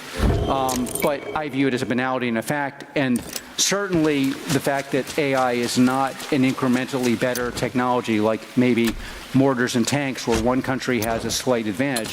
It is completely logarithmic and nonlinear. And so, yeah, that's a lot. But right. So just to drill down in that, if I, with my journalistic superpowers, will summarize that as saying what you're saying is that when we talk about wars, we talk about kind of mortars and tanks, but in fact, it's data processing is now the new superpower that is enabling the Ukrainians to more than match the Russians.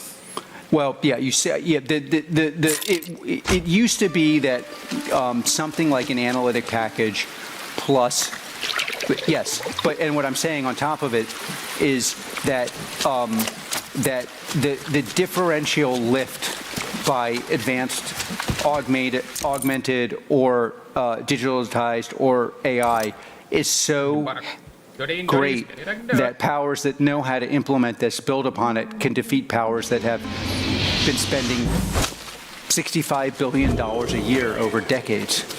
A more recent quote of yours, the power of advanced algorithms is now so great that it equates to having tactical nuclear weapons against an adversary with only conventional weapons. Now, is that really true? We were hearing from Professor Lawrence Freeman this morning that when the war started, everyone thought that the Russian cyber offensive would overwhelm the Ukrainians, take out all of their civilian infrastructure. That has largely failed. What they're doing is a very kinetic attack on the Ukrainians. Look, there's so much about this war that can't be discussed in public. I don't think that's exactly how this went down, but people in the room will know more than that about that than I. And so I don't think that's actually a fair assessment. Were that true, then you're assuming that the capacity, first of all, there's offensive cyber and there's offensive targeting. I'm in the offensive targeting. What we build, Meta-Constellation, is in the offensive targeting business. It's a different business. But I would say, so what I think is we are at the very, very, very early days of AI, but in the last 6 months, we went from a world where AI was, and digitalized targeting and in general like ability to take out targets. You could call it a digitalized kill chain, whatever you want to call it. It was either something for a highly erudite ethics discussion, which I find fascinating, or something that someone was pitching you to buy where the results were going to be a steak dinner. And this has now shifted to your ability to identify the right technology and implement it will determine what happens on the battlefield. And I don't think there's any dispute about that. In fact, one of the major things we need to do in the West is realize this lesson is completely understood by China and Russia. And we still spend a very small amount of our budgets on this kind of technology. So if you, obviously very in favor of the general budget staying even, growing with inflation, going more in inflation, but if you look at budgets in the West, what are we spending that's differentiated from our adversaries? In business, you have a banality where you try to invest where people don't compete well against you. What we do very well in the West is figure out distributed systems that are powered by software that will allow you to fight. And this is a very specialized way of building things. This is why our software companies have done very well, quite frankly, most of them from the West Coast of the US. But this is why battle readiness that works this way is way. But what we need to learn is, wait a minute, what are we focused on? Who is making the decisions about acquiring advanced AI, digitalization, and what part of the budget goes? Have they ever implemented something that works? By the way, very basic things. You're going to get bombarded by various software products. Has the software ever been used in the battlefield? Should be the first question. Software is not a theoretical thing. I spent the first part of my life as an academic. There are a lot of theoretically relevant questions. The first question in the software context is, who's used it, how have they used it, what are the results? You can't, these things take 5-6 years to build if you're very good at it. And you need access to the battlefield. Like, you can't build these things in the lab. So one of the advantages, quite frankly, we've had is we've been on the battlefield. Why have we had that advantage? It's one of these bug feature things, because everyone in the Silicon Valley was bereft of common sense. They were busy exporting things to adversaries and corroding our system with carcinogens in the context of the consumer internet, so we got access to the battlefield. So how, for the people in the room who are actually trying to buy this software, how do they know what software works, given it's all shrouded in secrecy and no one will really... Oh, anybody in this room, I presume, who's buying software can get on the phone and talk to the people who are using the software. That's not their problem. The problem is, what happens after you find out when it works? Is anyone at the top who's making these decisions talking to the people who are proxy on the battlefield? Is anyone, what portion of your budget goes to it? Probably 99% of your budget is going to very valuable things and not this kind of thing. So you need to have a wider swath. By the way, you also need a wider swath because you're going to do new things that aren't going to work. This theme of this conference is responsible AI, so I'd like to get on to kind of ethics and values, which you have mentioned. I mean, I guess to massively oversimplify, in America, particularly after 9/11, there was a theory that the ends justify the means, that the national security... Not our theory. I know. We'll come to that. In Europe, I think there's clearly an argument that individual rights are, in some respects, more important than national security. So which is the bigger problem, big terror or big brother? So can you reconcile the two? It's always interesting to tell people things that they don't believe, probably justifiably will never believe, but are true. A lot of the reason why my company succeeded was, in the beginning, post 9/11, everyone was like, oh, find terrorists, we don't care how. Most of our investors were like, find terrorists, we don't care how. And you make lots of mistakes when you do things, and I may have made a lot of mistakes. One of the best decisions I ever made was reflecting upon Hegel. We can have a dialectic. We're going to find terrorists and protect data protection. And why is that important?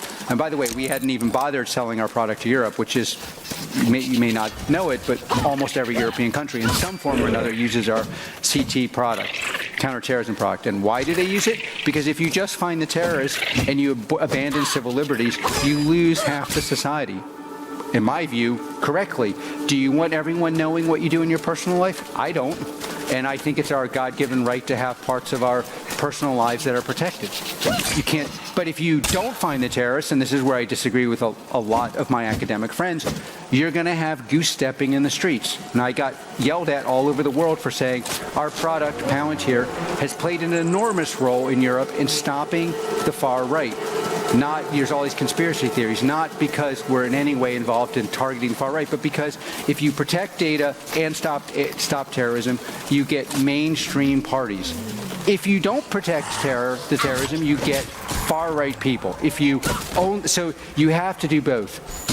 Now, getting to the ethics, and what we found, by the way, is in doing both, you end up with something better because, in fact, you only need access to the data that you have access to, and you can do an incredible amount on that data. Now you get to the AI context, where it is a winner-take-all thing. And you have, again, the debate. Well, we should just throw out our ethics. Of course, our adversaries have, by Western standards, they do have ethics. They just have ethics that are very different than ours. And those ethics do not include segmenting data so that you can see how the decision making was done, doing before and after action reports, so you can decide what can be targeted, deciding what drives what areas AI can be involved in and what areas they can't be. And I would tell you the same thing that sounds academic but has made my company very successful. When you actually reach for the higher standard, you end up with a much more powerful system, and you bring everybody in the society with you. Whereas if you just say, we're going to throw out ethics, first of all, even if you wanted to, that is not implementable in any country in this room. It's not implementable, by the way, in America. It's like there's a slight myth that in America it's like we're cowboys. We're like, yeah, we just run. And it is true, we're more ready for action than, say, some other countries. But you do have very strong codes of ethics about what you're allowed to do, what can be targeted, what are the actions, what happens if something went wrong, who's responsible. In every Western society, you have a chain of authority that goes from civilian to military. There has to be an ability to map that chain onto digitized targeting. How do we do that? You need, and this is where you need an architecture. It takes 5-6 years to build, which allows you to segment the data and allows you to expose parts. First of all, AI doesn't work in private networks as well as it does for very simple technical reasons. You need to have a certain kind of tagging algorithm on the data. So when you're doing that tagging algorithm, you can also create an architecture, impose an architecture that can't be changed by the user on what kinds of data sets they can have, and those data sets can be made transparent as inputs into the algorithm. And you need to have that as a separate product that works with the algorithm. And every Western society is going to have to do it. And by the way, so that's the politically kind of progressive version. Let me give you the right-wing battlefield position. I don't care about this. The reason you care about this, if you don't care about civil liberties, is because that's the only way to know that you are controlling your human and SIGINT data, and it's not being exported to adversaries in your own organization. So if you want to say, as purely a matter of theory, your intel services want to do a special operation with your special services, and you want to make sure that every bit of that data is tagged and the algorithms that are feeding into it are not exposed, you will need the same architecture that civil libertarians want. Exactly the same. And one of the most interesting things about running this business for 20 years is civil libertarians don't understand that they want the same architecture that spies and special operators want for a very different reason. They want to come home alive. That's how you come home alive.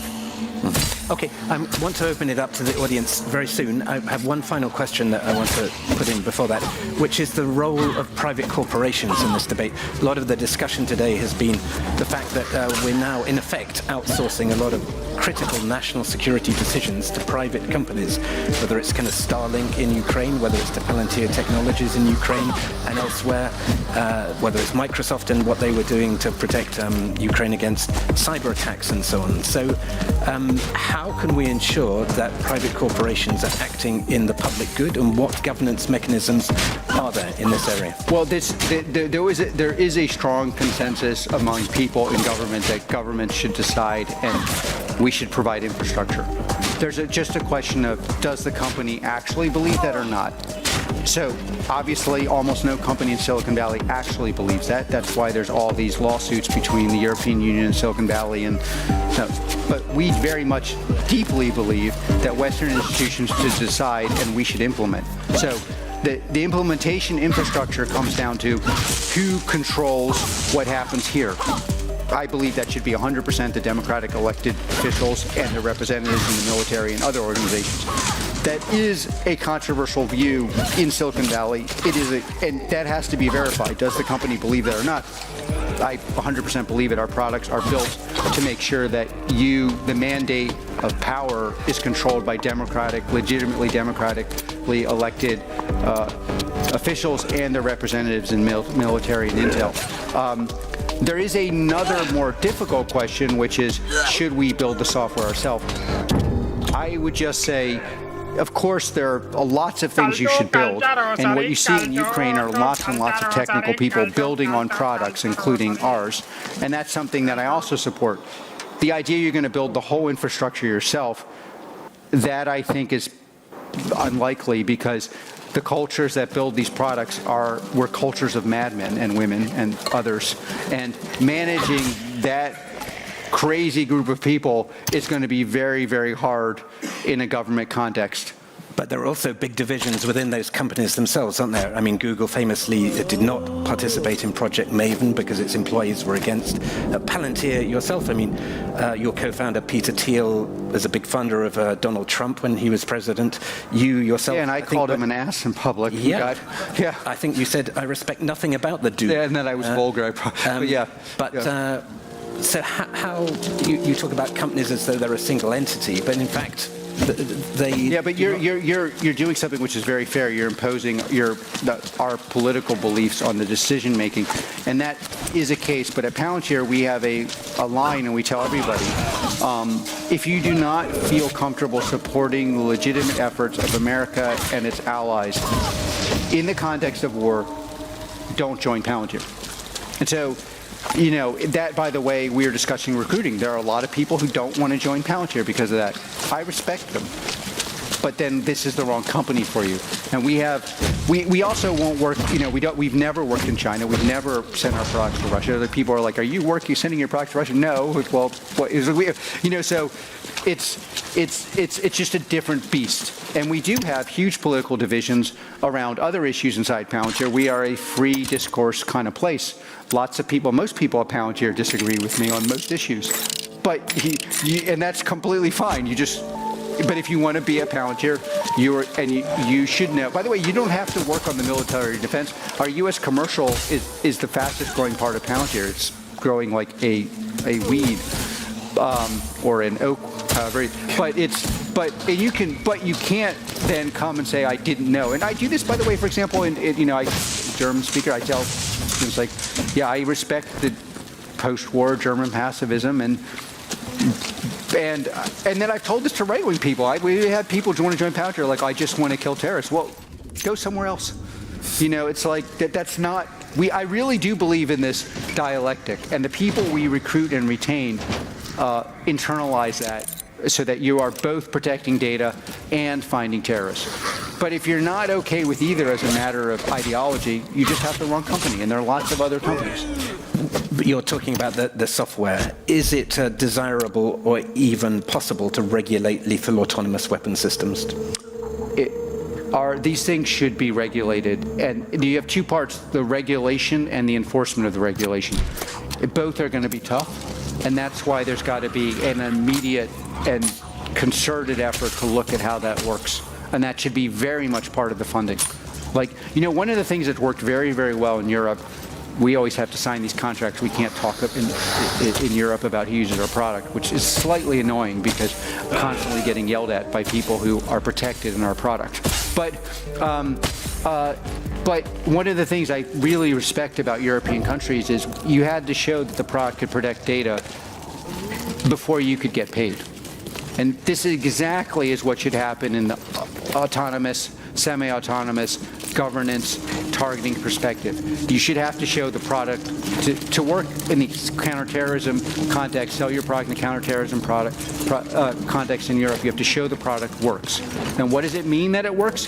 That you can actually find sophisticated actors that are hidden while protecting data. Otherwise, you cannot get the contract. It's not a PowerPoint. You have to show it working. We had one unnamed country where we powered internal, external, police in Europe. And by the time the tender was done, no one else competed because they didn't want to show the product working. But this is exactly what has to happen in this context. Okay, questions. Please, can you keep your questions pithy and don't read out your own doctoral thesis? Who has a question? We have a bearded guy here. At the front. Thank you very much. My name is Jan Willems Holder from the Dutch Ministry of Foreign Affairs. And how do you see the AI competition between the US and China play out in the next 5 years? There's different parts of the AI competition. People usually focus on AI in general terms and are putting two categories together, internal and external defense. I don't think we are going to win, nor do I want to win, on internal surveillance. China owns that, and I really hope we don't try to do anything similar to that. You have actually, the closest thing you have to that is your device. We don't need more of that. We don't need to put that in the government monopoly of power. And so I assume that none of us want to go down that path, and I'm certainly not involved. I think that's the wrong path. Then you have targeting and other areas that involve, finding targets, all the things we've just discussed. I think it's proven that we have an advantage. But then our central disadvantage is, what are we going to do with our advantage? Because right now, everyone knows we have an advantage, and we are just still operating in a world where most of our efforts are focused on hardware. I'm not against hardware development, and we should have more hardware development, and some very large portion of budget should go to hardware. But what needs to happen in the West now is focus, why aren't 10% of budgets on the things we're actually better on, that are winning on the battlefield? That is, we are so far away from that. I would say at maximally 1%, I would be more realistic. If you said software products that are useful on the battlefield, useful as defined by our adversary, not by a PowerPoint written by a consulting company. But what does China and Russia, what gives them trepidation? It's like 1% of global defense budgets in the West or less. And if you defined it as something they're afraid of and has been used, actually used, not your cousin's nephew's local product, it's under a tenth of a percent. That has to change yesterday. And then people like in this room have to stay involved. We have a lot of customers in very different kinds of industries. Leaders have to sit on this. This is not the thing you can afford to outsource to the deputy you don't really like, which is one of the reasons we do so well in tech in America, in the West Coast, is we make tech a business problem. Too many institutions make it the problem of the unlikable person I'm not going to talk to. If that's going to be your approach to this, your country is going to have a huge problem. Learn, it's that's not what the Ukrainians do. Because it's this has to be a central and personal focus of the most senior people all the way down to the bottom, backed by it doesn't have to be a huge part of your budget, but it can't be 1%. It's got to be 5%, 6%. I see you've got one of Bob's portable because there's got to be some room for failure. And it's if it's a tenth of a percent, you can only it's not going to work. And there has to be some ruthlessness. Look, I'm very pro-sovereignty. Our product is built to support your sovereignty. That's why we have deployments all over Europe, and people are writing on top and the bottom, below our product. I believe sovereignty is a crucial issue for every country in this room, especially the large countries in Europe, and I support that. But there also has to be a realistic assessment of what can I get now and what can I get tomorrow. And by the way, companies like mine are very happy to teach you how to build this stuff, but you got to actually buy stuff that's off the shelf as well that exists now. All right, I can't see any other questions, so actually there's one right here in the front. Come. Good afternoon. Thank you very much. My name is Hans Korstra. I have a question on the sovereignty part where you talked about and about this technology. It looks that this technology, the company who's in front and has the real experience, has a major advantage for everybody who has to wants to follow. And in Europe, we talk about strategic sovereignty. Yeah, and we see that all the technology of this kind is coming from America. What should we do? This is a very important and good question. First of all, get serious. Up till now, the efforts in Europe have been like, I obviously not going to mention names, but I met someone I very much respect from one of the largest countries years ago, and was like, okay, yes, it comes from America. Most of us have deep roots in Europe. Have you ever talked to any of the people there? Why is it so hard to come here and work? Why is it that like discourse here between people who are, like I'm pretty Europe affiliated. I lived most of my adult life in Europe. I wrote my PhD in German. I'm very pro-French in my own way. I'll leave it at that. It's like in America, if I want a meeting with somebody, they by and large want to meet. I mean, I'm not saying everybody, and I'm offensive to some people, but like it's like pushing a closed door here. And like also, if you want entrepreneurs to come here, there has to be a special program. In Singapore, I can get off a plane and I have permanent residency. Open the camp pylon configuration menu.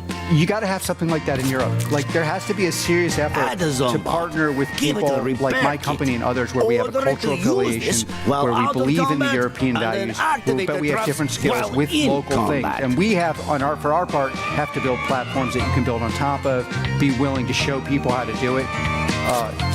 And like, this is much more like a learned art. And don't forget, and like that learned art this zombie hates it mostly people on the West Coast. By the way, it's not all of America. It has like certain fix parts. Everything. But there's like a performative seriousness. Now, I realize it's hard in Europe because one of the things I admire about Europe is it's radically egalitarian. Tech is not radically egalitarian. That's just a fact. And that's a very hard thing for Europe to digest. I like that about Europe. I view myself as a classic European progressive, meaning I still get to say what I think, I still have a personal life, and I want poor people to have health care and teeth. Probably would be, so that like makes me like far left in America and I think probably right wing in Holland, but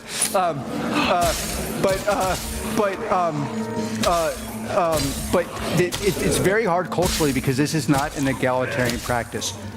But if you want your industries to be able to compete effectively for tomorrow and provide all the egalitarian benefits that I think most people in Europe cherish and that have been a light to the world, you got to get serious about this. And serious means like, what is it who does this?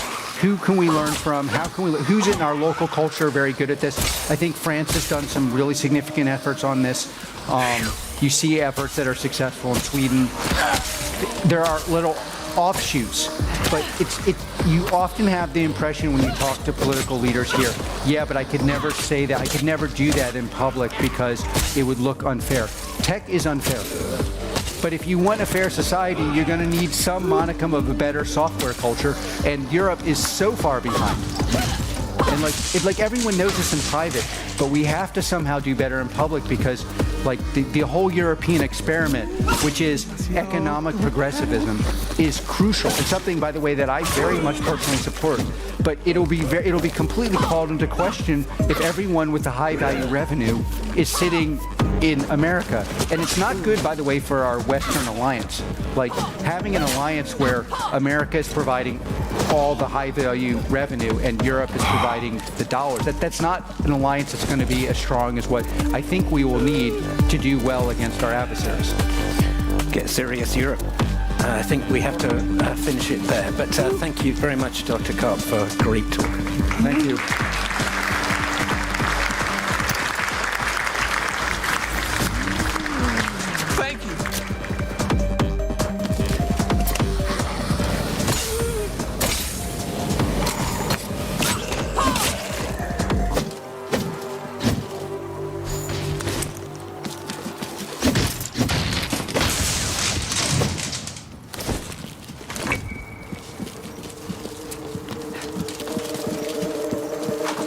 And so our goal was a natural-looking gate. It was surprisingly hard to get that to work. But we did build an early machine. We called it Petman prototype. It was the prototype before the Petman. You took your time. Mm-hmm. I was tracking and it had a really nice-looking. Why didn't you send your Zombot to warn me? I would have helped stick the leg out. It would do heel strike first before it rolled onto the toe, so you didn't land with a flat foot. You extended your leg a little bit. But even then, it was hard to get the robot to walk when you were walking, that it fully extended its leg. And getting that all to work well took such a long time. In fact, I probably didn't really see the nice natural walking that I expected out of our humanoids until maybe last year. And the team was developing on our newer generation of Atlas, some new techniques for developing a walking control algorithm. And they got that natural looking motion as sort of a byproduct of just a different process they were applying to developing the control. So that probably took 15 years, 10 to 15 years to sort of get that from the Petman prototype was probably in 2008, and what was it, 2022? Last year that I think I saw good walking on Atlas. The following is a conversation with Robert Plater, CEO of Boston Dynamics, a legendary robotics company that over 30 years has created some of the most elegant, dexterous, and simply amazing robots ever built, including the humanoid robot Atlas and the robot dog Spot, one or both of whom you've probably seen on the internet, either dancing, or doing backflips, opening doors, or throwing around heavy objects. Robert has led both the development of Boston Dynamics humanoid robots and their physics-based simulation software. He has been with the company from the very beginning, including its roots at MIT, where he received his PhD in aeronautical engineering. This was in 1994 at the legendary MIT Leg Lab. He wrote his PhD thesis on robot gymnastics, as part of which he programmed a bipedal robot to do the world's first 3D robotic somersault. Robert is a great engineer, roboticist, and leader, and Boston Dynamics, to me, as a roboticist, is a truly inspiring company. This conversation was a big honor and pleasure, and I hope to do a lot of great work with these robots in the years to come. This is the Lex Friedman Podcast. To support it, please check out our sponsors in the description. And now, dear friends, here's Robert Plater. When did you first fall in love with robotics? Let's start with love and robots. Well, love is relevant because I think the fascination, the deep fascination, is really about movement. And I was visiting MIT looking for a place to get a PhD, and I wanted to do some laboratory work. And one of my professors in the aero department said, "Go see this guy, Mark Rabert, down in the basement of the AI lab."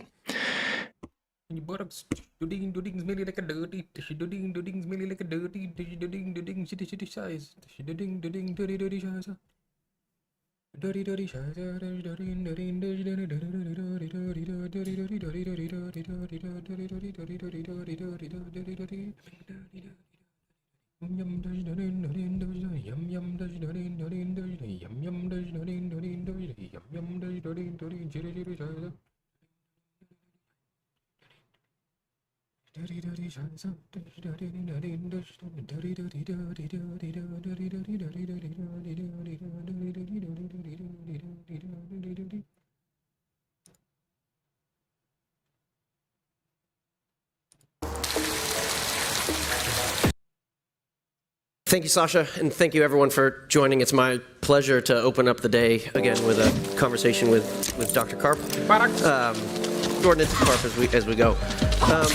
I wanted to start by asking you about the letter that was in the news a lot this week by the Center for AI Safety that said, paraphrasing, that mitigating the risk of extinction posed by AI technology should be treated as a global priority, the same as societal level risks like pandemics or nuclear war. And as the leader of a company that supported governments and private institutions through the pandemic, has been outspoken about the risks posed by the invasion of Ukraine on nuclear activity, how do you respond to that statement?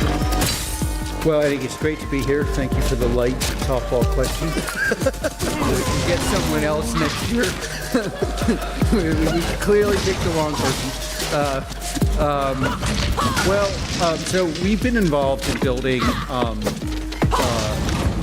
systems in the classified environment, and in the last 5-6 years, systems that are involved in identifying targets using AI. AI, in this context, meant finding targets in very large spaces, so spaces the size of Texas, find this kind of person, and then a handoff.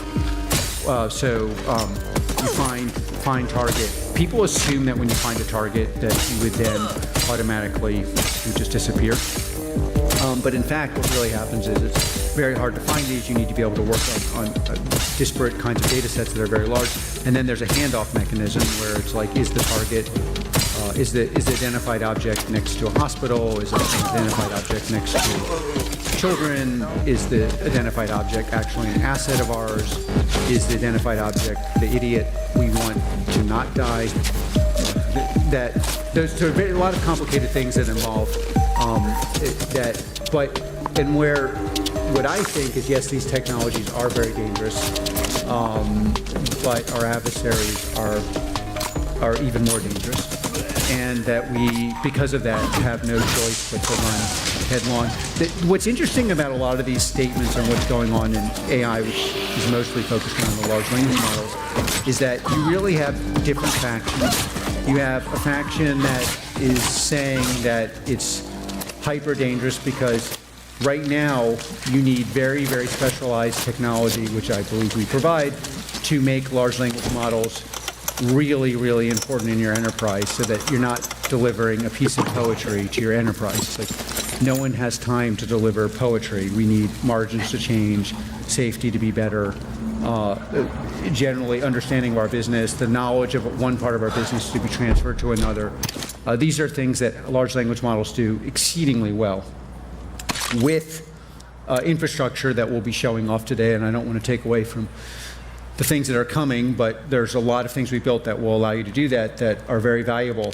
So there's one part of that faction that is saying that because they're right, and these things are very dangerous, but they're often right, but it's like not also mentioning if we don't build it, our adversaries will, and that won't be very good for us when we have no rule of law. And I'm in a constant battle with my academic friends about this because they believe that in the absence of hard power, either being able to use AI now or essentially nuclear warheads, we would have a rule of law. We at Palantir believe that you need these weapons to enforce a rule of law. And that's our deeply held belief, and we've had that for 20 years, and it's cost us a lot. It cost us investors because we wouldn't work in China or in Russia. It cost us sometimes people who didn't want to work at Palantir. But then you also have a coalition, and this is actually what not related to people here, but in the defense establishment where we play a role, quite frankly, there are very few providers of software that's useful, and everyone else wants to have a debate about how dangerous they are. Let's just debate it and debate it and debate it, and we can implement these things in 5 years. It's like, and that we have to avoid. Again, the view of our company is very dangerous, very valuable. One of the things I do really like about it, though, is that for commercial enterprises, it gives you the ability, if you're adaptive, to outmaneuver everyone else. And the industries that are going to do that most effectively are largely going to be in America, because the American industry and its executives are just very, very pragmatic. If I can change the margins of my business, I can understand my business better, I can implement the cultural and knowledge advantages I have because I developed a way of building my business over the last 20 years better than anyone else in the world, I'm going to do it tomorrow. And that's just an enormous advantage, and that's quite frankly why this audience is packed. And I think that's just something we have to run towards, and that's what we're doing in the company.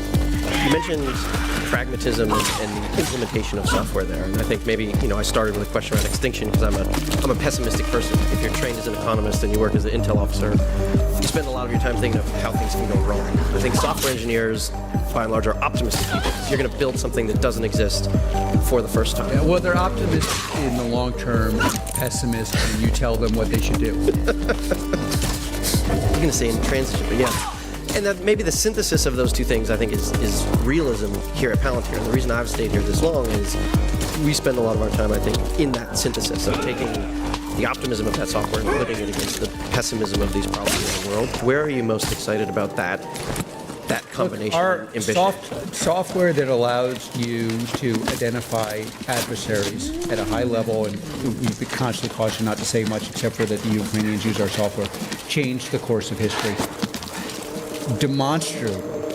And software that we built 20 years ago changed the course of Europe because we stopped terror attacks while protecting civil liberties. Software that we're now rolling out will change the trajectory of the U.S. economy in a very positive direction. And I'm not. There are certainly flaws in the West, but we are the best group of countries and structures that this world has ever known. And we have now technologies that will allow us to lurch forward.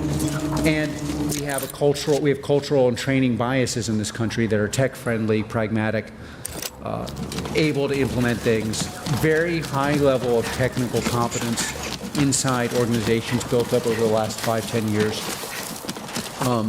Super willingness to bring the best talent in the world, and that one of the things about large language models that is just really cool is that for our partners is it's like many of these things, it's horrifically unfair, but it's going to make places that are already strong, pragmatic, have specific ways of doing business that are quite valuable. It's going to allow those industries to work forward very, very, very quickly. And we haven't, I've been at this for 20 years, so without, the products we built on, we built products for Intel, products for Special Forces, products on identifying adversaries, and none of them have the ability to transform a whole economy like this and put variability in the hands of very talented people, ethically, legally, safely. But the interesting thing also is that, and this is more academic, but we've been in the trenches. So one of these things, no one ever believed we cared about civil liberties, but we made a ton of money caring about civil liberties because you have certain architectural, from a technical perspective, civil liberties means you need a branching structure so that you can segment who sees what. You need access control so that you can verify who sees what. You need an ability to do that dynamically. You need an ability to impose what objects mean to each other, so what we call in ecology. You need ability to write against that where you only write against the segment part of your data. But now in the LLM context, you can think of that as just a way to process something that is moderately useful to very useful into something that is crazy valuable. And Shyam's going to show you this in this concept, this thing we built called agents. But all that processing, all those things about like academic data protection, they're really just like taking an unrefined product, moving it into a refined product and making it deadly. And to see that something that looked philosophical became valuable in the anti-terror context is now deadly in the AI context and can help people transform their businesses very, very quickly within the context of how a business actually runs. So you have proprietary knowledge, you have data sets, you have things that are actually regulated, you have things that you do not want to share, you have some things that you would expose to a large language model and other things you wouldn't. You have areas where the large language model needs tooling. You have areas where it doesn't need tooling. You have areas where you can accept 80% accuracy and areas where you can't. You have specialized knowledge in your business that even you find it hard to articulate. Like, why is America and Silicon Valley and just in general this culture so good at building enterprise software? I don't know how to articulate that, but it's very, very hard to explain our selection and building products, and but it works. But getting that specialized, how do you manufacture something very complicated that one company manufactures very well, but another company doesn't? How do you actually take all those insights and roll them against your business while being able to drill down into those insights so that you can make sure that the decisions being made are actually ones that you would support, not just ethically, but from a business perspective. And all that comes down to things that we've built that are actually in demand and that we don't have to convince people are valuable because they are just valuable. That is super cool. When you think of that transformation of the software through those gates and delivering that value, last month in Copenhagen you were giving a talk, and I think you got a question which was, is the West ahead of adversaries in technology like this? And if so, how far ahead? How big is that lead? And you mentioned in your answer that yes, they're ahead, but the issue to work with isn't other people catching you from behind, it's Western governments not being able to move as quickly and efficiently as they can. Talk about budget appropriations and programmatic things. For this room and most of our audience today that's in the private sector, what do you think that acceleration looks like on the commercial side and maintaining? Well, again, I think what everyone in this room is going to do and what I think people have already done, and one of the coolest things I've ever seen in the history of Palantir is you go next door where these demos are and we're showing off our product, and we have current partners showing other partners how you do this. But it's this thing about software that was always true is it's all BS until you try it. It's like, I was constantly asked, what makes Palantir different than these 5 other companies? I don't know. Go try all of us. It's like, it is just try. Why don't you have a payment strategy? Because I know our partners, future partners, are smart enough to pay us a lot of money if we create a lot of value. How do I know it will work? Well, we can show you it working, and we can show you how valuable it is. And what it basically means in the government context, you have this problem globally that 98% of software spend goes to people building things by hand that take 5 years and maybe then take 10 years, take 20 years. And beyond that, that's just not how software is built at a world-class level. You can't have security if it's not a product. It's like, well, how are you? And it's very hard to do these things, but it's definitely not going to work. So, and this is not just in America. This is everywhere. And then you have a lot of places. One country doesn't want to buy from another country, and quite frankly, many of our allies have a problem that all the products come from America anyway that works. So, like, how do you explain that? In a commercial context, it's very different. It's like we have a problem. Palantir has, in a commercial context, multi-year, 10-year reputation for delivering very complicated systems that have worked across heterogeneous industries. Great. We're going to take it. They're making some pretty bold claims. You're going to say, great, those bold claims are true. We want to see it. And then you go and test it. And then we enter into a relationship after you've gotten value. And the only thing I would say is this is kind of obvious, but where it's not obvious, we as a culture have to make it even more obvious, because on paper, AI sounds like it's very hard to know what will be valuable. And enterprises have very complicated internal technical challenges that are now being exposed. So one of the very advantageous things for us is AI will pen test your whole enterprise. So you can use our products, but the stronger your enterprise, the more value you're going to get. So that's like, so you're going to see this, try it, get value, and then the next question is, well, how do I get even more value? And that's just a process that it's not theoretical. It just has to be tried and proven. Maybe we should go to questions. Yeah, I was going to say let's take some questions from the room. Or we could just talk about extinction. There's always one person who has like 5 questions, so that person should ask one. Oh, we have our long-term advocate here. Friend, ask a question. Yeah, you. I don't know. Want to ask a question? Okay. I'll ask one more while we... Okay, it worked. I didn't know you were looking directly at me. Putting me on the spot. I'm representing one of these, but there's historically places in the world that have not had similar values, right, to the West or to the United States. And sometimes they're aligned, sometimes they're less aligned. right? And bringing something that delivers this kind of power and this kind of insight and efficacy into those markets, right? How does Palantir look like? Or how does Palantir look at that? In terms of, like you're saying, bringing some of these Western values and the benefits that the way we think in the West give us this kind of advantage. How do you look at bringing some other places that might necessarily not always align with us, bringing those kinds of capabilities to bear to actually help us in the long term deliver the values that we really want everyone to share?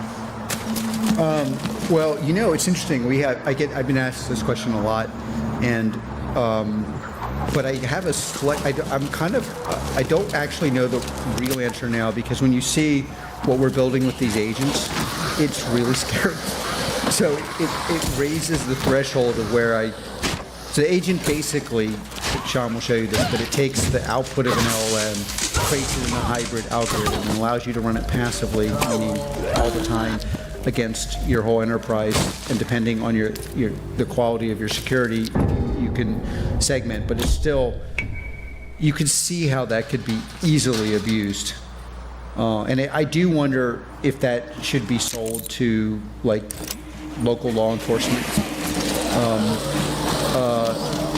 And so I don't know. In the past, we've always been, like, I'm in no way a neocon, honestly. I just think we have the West, we have the core West, and we have allies, and we have customers all over the globe, and if they're on our side, I think we should cut them slack, and if they're not, but slack doesn't mean everywhere, and we used to have these ongoing discussions, and we've refused to work with lots of people, and it's cost us huge money, and I've been yelled at, and quite frankly, if I was fireable, I would have been fired many times over this. And I still am. Everyone's fireable, but it's a little harder because the alternative to me is an engineer. And nobody, everyone's afraid, even with our products, we'll have no revenue. So it's really hard. Like, wait till you see Sham's demo. It's like that. I'm sure we should sell this to U.S. industry. I'm sure we should encourage clandestine service, special operators, current clients, the U.S. military, the Five Eyes. I'm sure we should give it to them. I think we're going to have long discussions about where else, because, you know, it's like you don't want to have something that could, you know, we've been in the business actually of protecting everyone's right to their own liberty, which also means your own lifestyle, your own secrets, your own personal proclivities that are yours, your health records, and I think that's one of the things that makes our society so special. So there's a lot of new thought that's going to have to go on about this, but in the near term, if you're U.S. industry in Europe, clandestine services in the West, we'll definitely sell it to you. And we'll have to think hard about everything else. Other questions from you? Yep, one right here in the front. There's no shortage of problems in healthcare, and now that you're kind of getting under the hood in healthcare, how do you see Foundry transforming the whole industry across the different hospitals, across the whole spectrum? Well, thanks to the great work of two people are here and others, where we power, I think, 13% of hospital beds in the U.S. Those use cases are super intricate. If you just look at Foundry, the use cases are optimization. How do you take scarce resources and disperse them in the most financially beneficial but also ethical way? You have 1 million hospital beds, you have 1.5 million patients. Who gets them, under what conditions? That's both economic and philosophical, moral implications and legal implications that you can deal with in Foundry. You also, in the hospital industry, and this is before you begin to integrate AI, you have highly trained workers, nurses, doctors, that need to be involved in the judgment chain. And so how do you do that and then do it systematically is a classic Foundry problem. I think you're also going to see that, given the way we can manage data in a completely transparent way, and show the transforms, meaning how the data is joined in a transparent way, that industry is going to be ideal for Palantir and AI, simply because certain optimization and knowledge-based transfer issues. So not everything a nurse understands or a doctor understands should be transferable to an AI, but some precursor decisions that can be evaluated should be, just in the same way in other contexts you identify and then have a handover to a human. But that can only be done under the condition that you can actually see how that was done, even simply for legal, ethical, and reputational reasons. And you also have, the other reason why software is so important in that industry is it's margin challenged. So if you have a margin challenged, meaning the industry, or a resource challenged industry, that is with complicated engineering and societal variables, that is something you need software for. And that's why our software has been so impactful during the COVID epidemic. Why it's I mean, we barely had software sales into the hospital industry a year ago. It's just going like that. But it's going to, you will see where you begin to integrate. It's going to be very hard for other people to get in. Our product's ideally suited for that plus AI, because just purely, one of the big concerns in the hospital is litigation. So it's like, I brought this patient in. Okay, great. Well, you're going to get sued either way, but like you need to be able to show, well, this is exactly how the decision was made based on these data sets. That requires a branching architecture, ACLs, an ability to do this transparently, ability to show how the data was organized, meaning the transforms. And then if you're running AI on top of it, you're going to have to unpack that in court, which we do natively. And then one of the valuable things for us, besides helping the hospitals, which is incredibly valuable and gratifying, and my father's a doctor, so finally might get some respect at home, is that it is a much more intricate, difficult use case than people realize outside that industry, and it highlights where a product works and where somewhere it doesn't. So we also have a vested interest, because we can show off, okay, these are the very complicated issues that, by the way, you're also going to have if you're building an engine or drilling for oil and gas, or if you're doing pharmaceuticals, or if you are organizing, building water plants, or if you are doing really anything that involves the convergence of complicated engineering and regulation, which is basically every industry in this country. But this one particularly highlights it, partly because of the challenges on the resources, and partly because of the ongoing litigation challenges.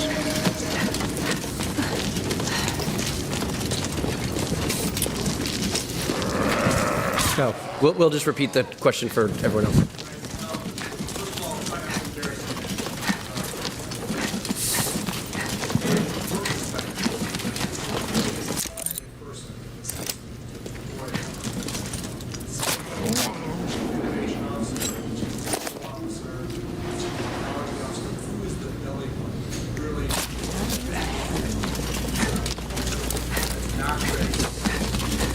Just to repeat the question for those listening to the stream, the question was, putting aside the remark about Ganesh, a colleague of ours, who's the main person in the C-suite that you think is the Well, no, I think the part of it is, like, say there's resistance in the org. But the real answer is it just depends on the org. We have partners here where the CEO wants to get involved in that, in technical decisions. We have partners. We just need somebody who has the authority, if they see value, to push quickly. And so in some orgs, that's the CFO, actually, surprise. In some orgs, that's the CEO. Usually it honestly ends up being a coalition of, like, somebody who's got credibility. By the way, sometimes it's not in the C-suite. I mean, I see this all the time. We got our company off the ground because special operators went to the generals and said, yeah, you may not like that guy, but he's bringing us home safely.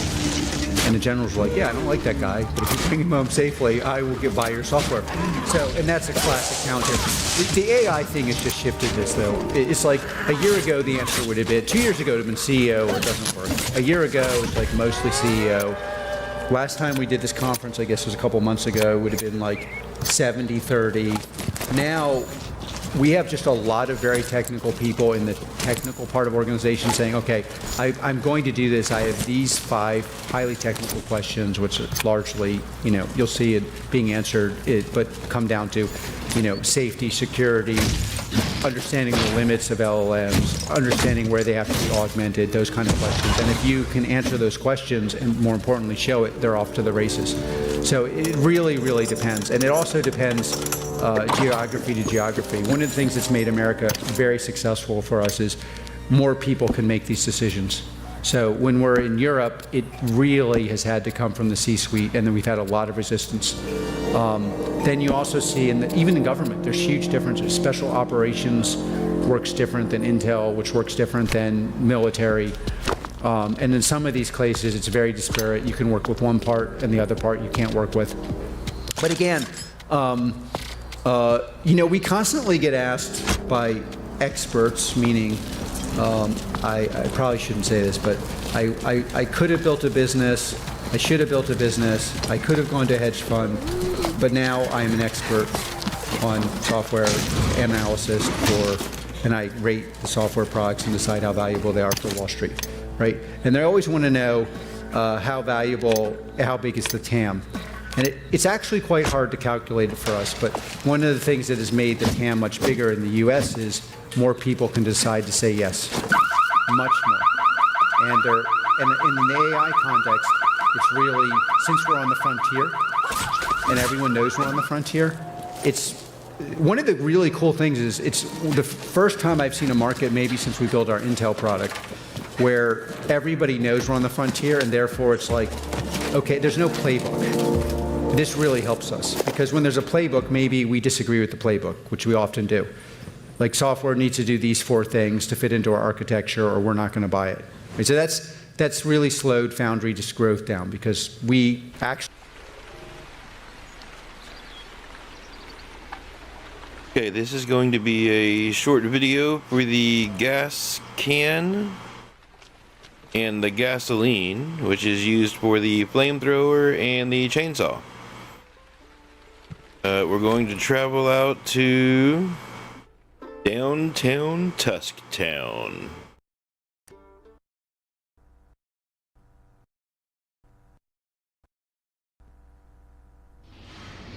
And just like almost every item or all the items in the game, these replenish every so often, or when you come back out here, there's probably going to be more of them you can gather if you needed several of them. Or your first couple of trips out here, most of the time they're going to be on the cars right here, on the hood of the car and on the back of the car right there. There'll be 2 of them sometimes. And toward the end of the game, it likes to stick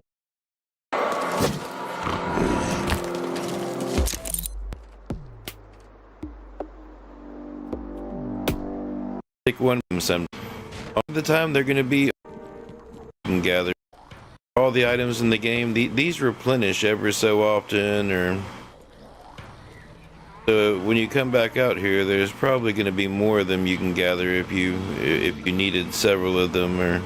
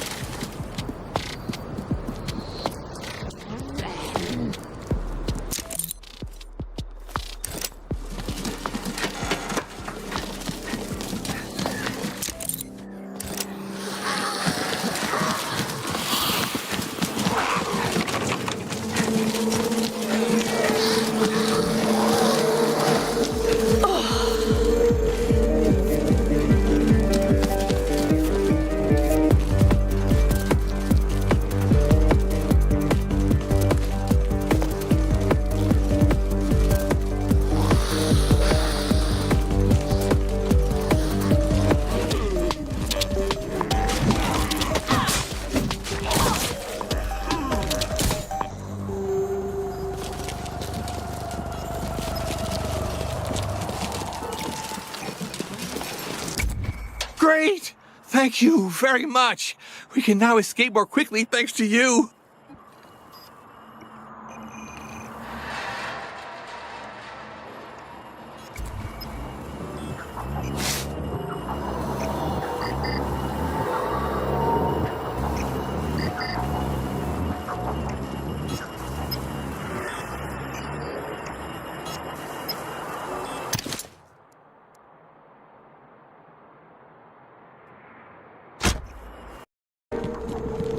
Your first couple of trips out here, most of the time they're going to be on the cars right here, on the hood of the car. Two of them sometimes. And toward the end of the game, it likes to stick one back here as well, the gasoline jerry can.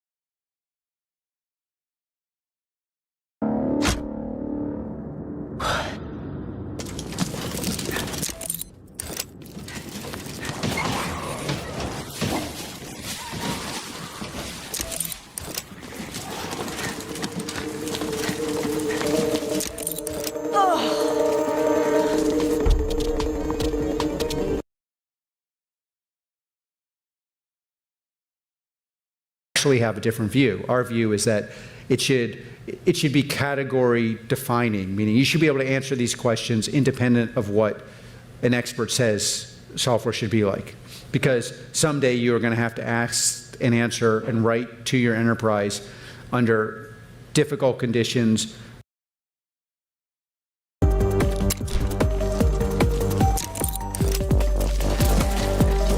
Good afternoon, everyone. Dr. Alex Karp, Palantir CEO, is one of those rare avis in the defense industry who requires no introduction, but at the same time deserves a long one, because he and his company are often misunderstood by the media, the public, and some experts. So I hope in this conversation we will have the opportunity to dispel some of the misconceptions and myths around Palantir. In 2003, Alex Karp co-founded Palantir alongside Peter Thiel, Stephen Cohen, and other entrepreneurs, and it has served as his CEO since then. It's 20 years now. Holding a degree from Stanford, a law degree from Stanford, and a PhD in philosophy from Goethe University in Germany, where he studied under the great German philosopher Jürgen Habermas. His profile is quite unusual, both in the tech and in the defense fields. But under Mr. Karp's unorthodox leadership, Palantir has grown and evolved and has become one of the main providers of big data analytics software powered by state-of-the-art artificial intelligence. His AIP platform is trusted by government agencies, armies, law enforcement organizations, and Western companies alike to provide better and faster making decision processes. Palantir was named after the seeing stones depicted in the Lord of the Rings. These were 7 mythical gems which allow the user to communicate and see far away, even into the future. Palantir's platform is not magical, but some of its functionalities may appear to be so. So during the next 45 minutes, we will have an engaging conversation with Mr. Karp, and I'm confident that he will share with us some insights into Palantir's work, its platform, and his vision for the future. Ladies and gentlemen, thank you very much for being here, and please welcome Dr. Alex Karp. Thank you. Okay, Mr. Karp, you were among the few business people and analysts that foresaw the war in Ukraine. Despite the skepticism, a general skepticism among military and geopolitical pundits. What actions did you take to ready Palantir for the conflict, and what lessons can we, the defense community and the defense industry, learn from your experience? Well, thank you. I'm very happy to be here. It is true that we were very Palantirian when it's come to world events. But you know, we build these software platforms 5, 6, 10 years before people believe they're valuable, and so we've been working on AI in the context of organizing the battlefield and identifying enemies for the last, depending how you look at it, the last 5, 10 years. And then I believe that software that is not ready for the battlefield or cannot be tested on a battlefield or battlefield simulation should not be purchased. So we've been focused on that for a very, very long time. I think the big lessons for the world are less so for I do think there are the lessons for the defense industry, governments are much more software is determinative, AI can have a material and will have an increasingly material effect on the battlefield.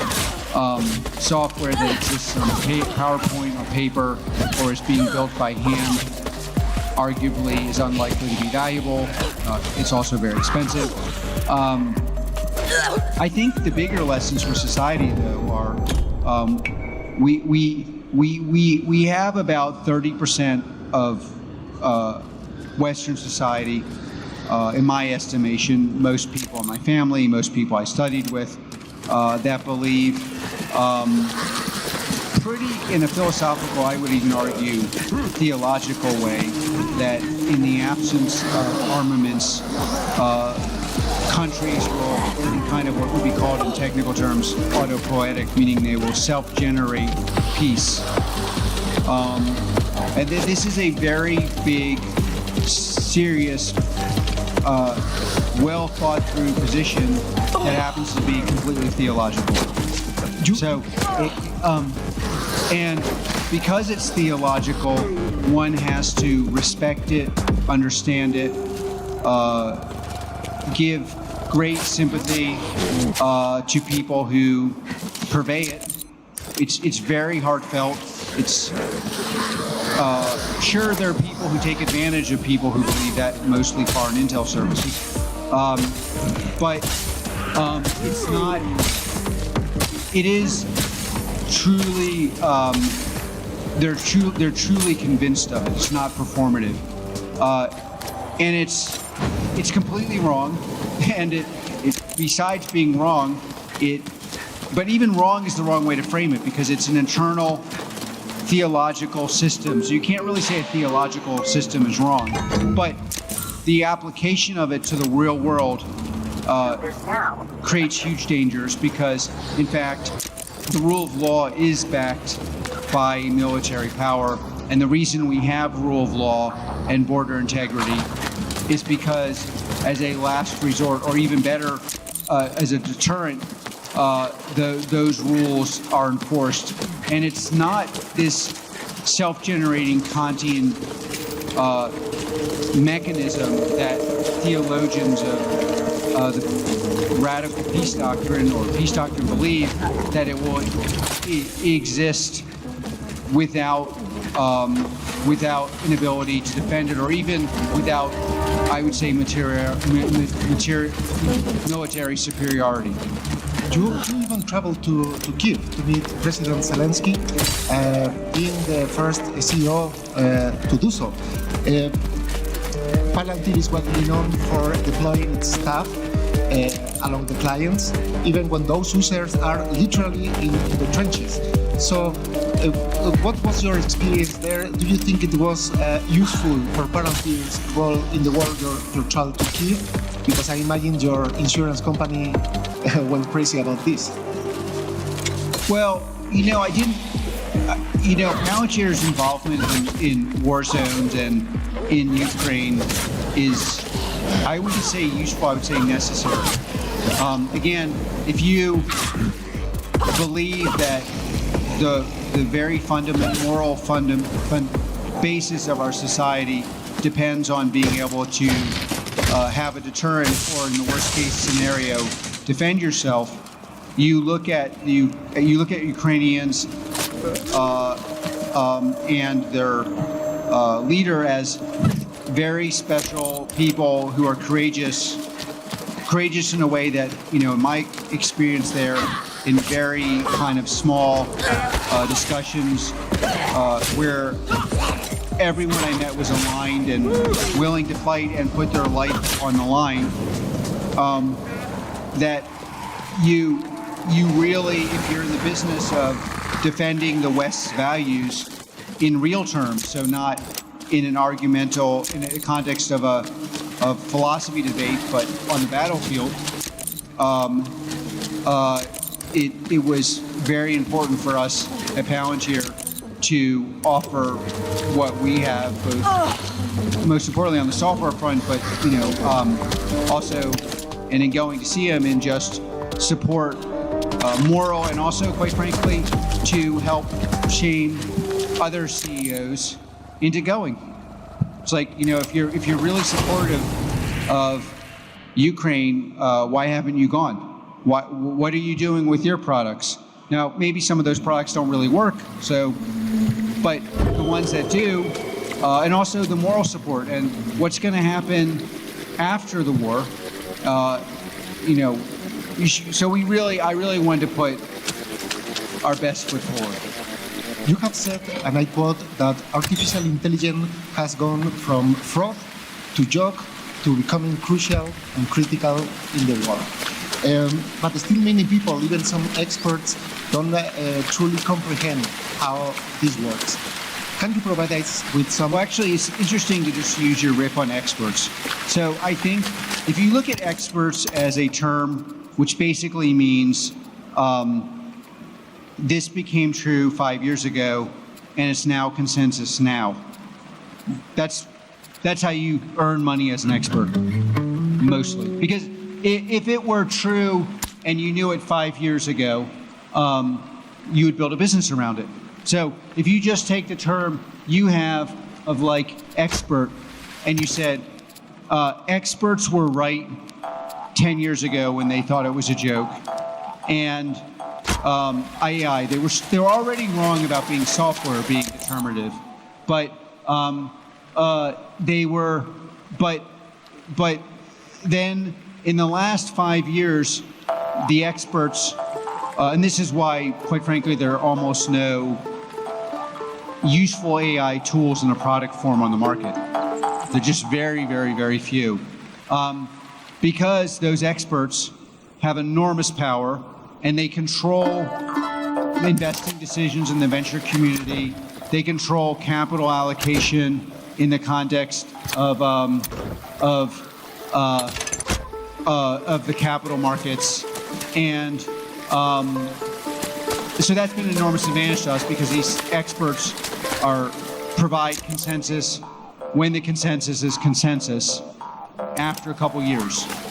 But it is the case that what's now determinative on the battlefield, meaning being able to, as an example, identify an adversary in a very large country that's hidden, being able to then do an intel operation in software in conformity with legal and moral norms is one of the most important things that you can have now, even against an adversary, as in the Russian case, which has been spending $65 billion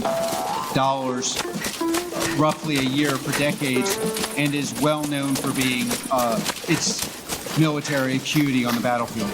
Can you provide us some specific examples or use cases of artificial intelligence? Well, a lot of this you have to read about, and there's some really good things that are written about this. It has been written that there's a 20 to 50 times delta between what was available on identification of adversaries and what is available now.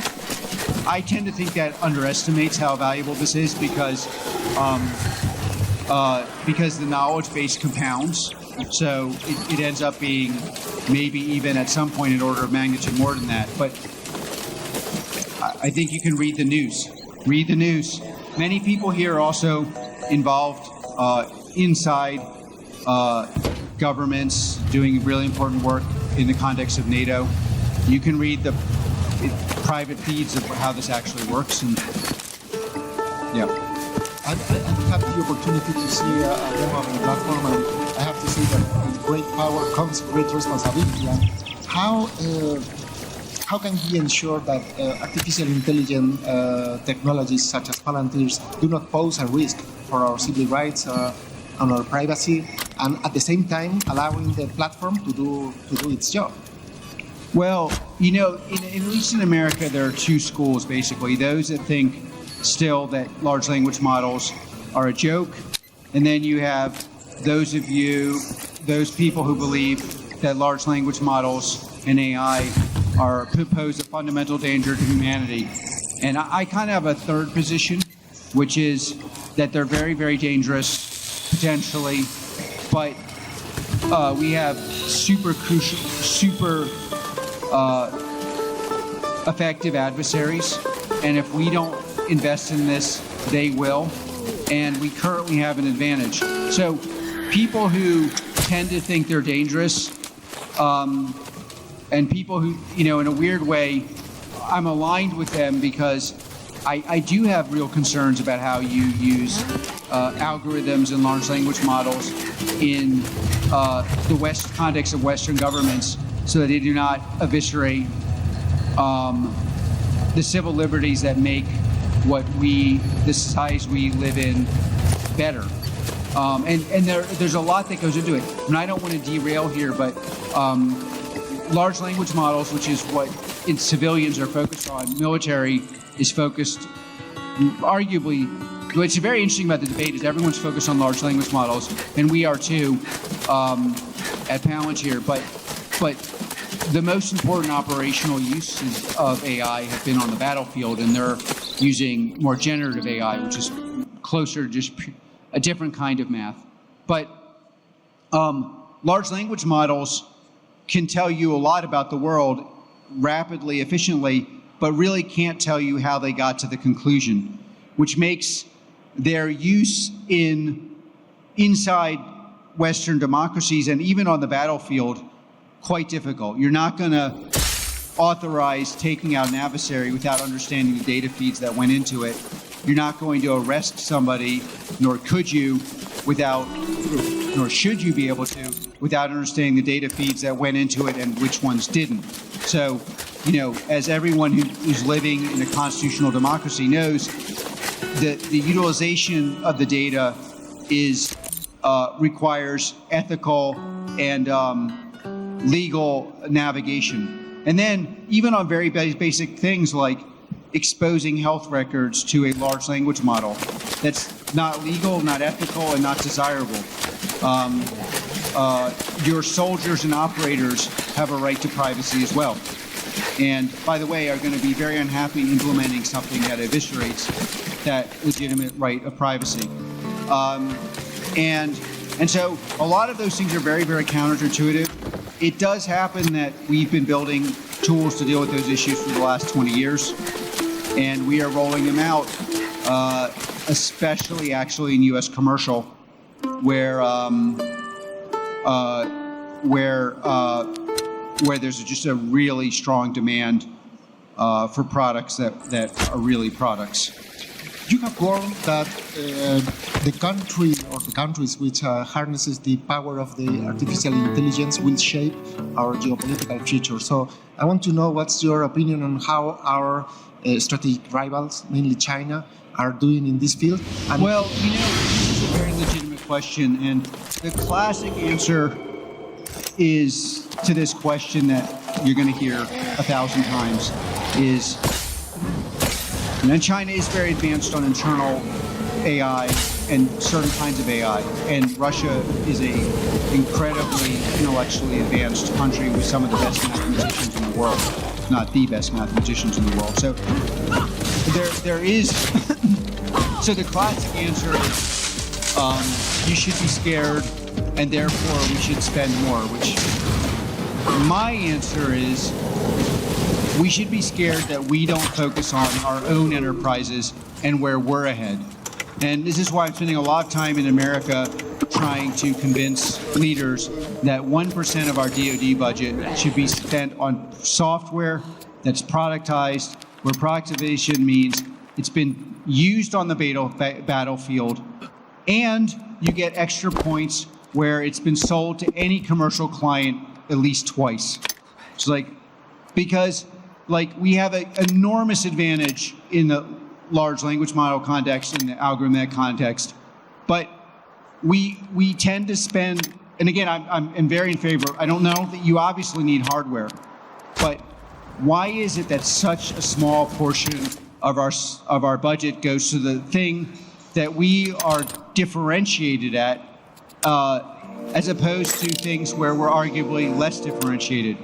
And then where there's spend on software, it's almost all on software that's being built by hand, and it gets tested on the battlefield after it's built, which is a very dangerous way to do software. And then it's so valuable that no commercial clients ever bought it. It's if you have a software business and you have 200 million in revenue or 20 million in revenue, honestly, nowadays, you have some flimsy product with 20 million in revenue and you can claim it's AI because it works. That's arguably, you will get like $1 billion, $2 billion investment if you know how to navigate venture people, which is largely telling them they're stupid all the way through the process. Okay, So we have to start asking a question. If all these people are building software for probably, I don't know, call it $100, $200 billion a year globally, why am I the only company in the world with a U.S. commercial market that's growing almost 70% despite me as a Pontiac last year? Okay, so you should ask yourself, ask the people supplying software, this looks really valuable. Has it been tested? What commercial client has ever used this software, any software product you've ever built? Commercial defined as they are not government. By the way, I'm not saying commercial software is better. I'm not saying you should only buy or even majority buy from commercial vendors, but we have to ask and answer these questions, and asking and answering these questions will put us significantly far ahead of our adversaries so that we don't have to focus on their terrible situation. And we have structural advantages. Building a large language model in an authoritarian context is going to be very hard. Teaching that model all the 50,000 things it can't ask, answer, data feeds it can't, it's very, very hard.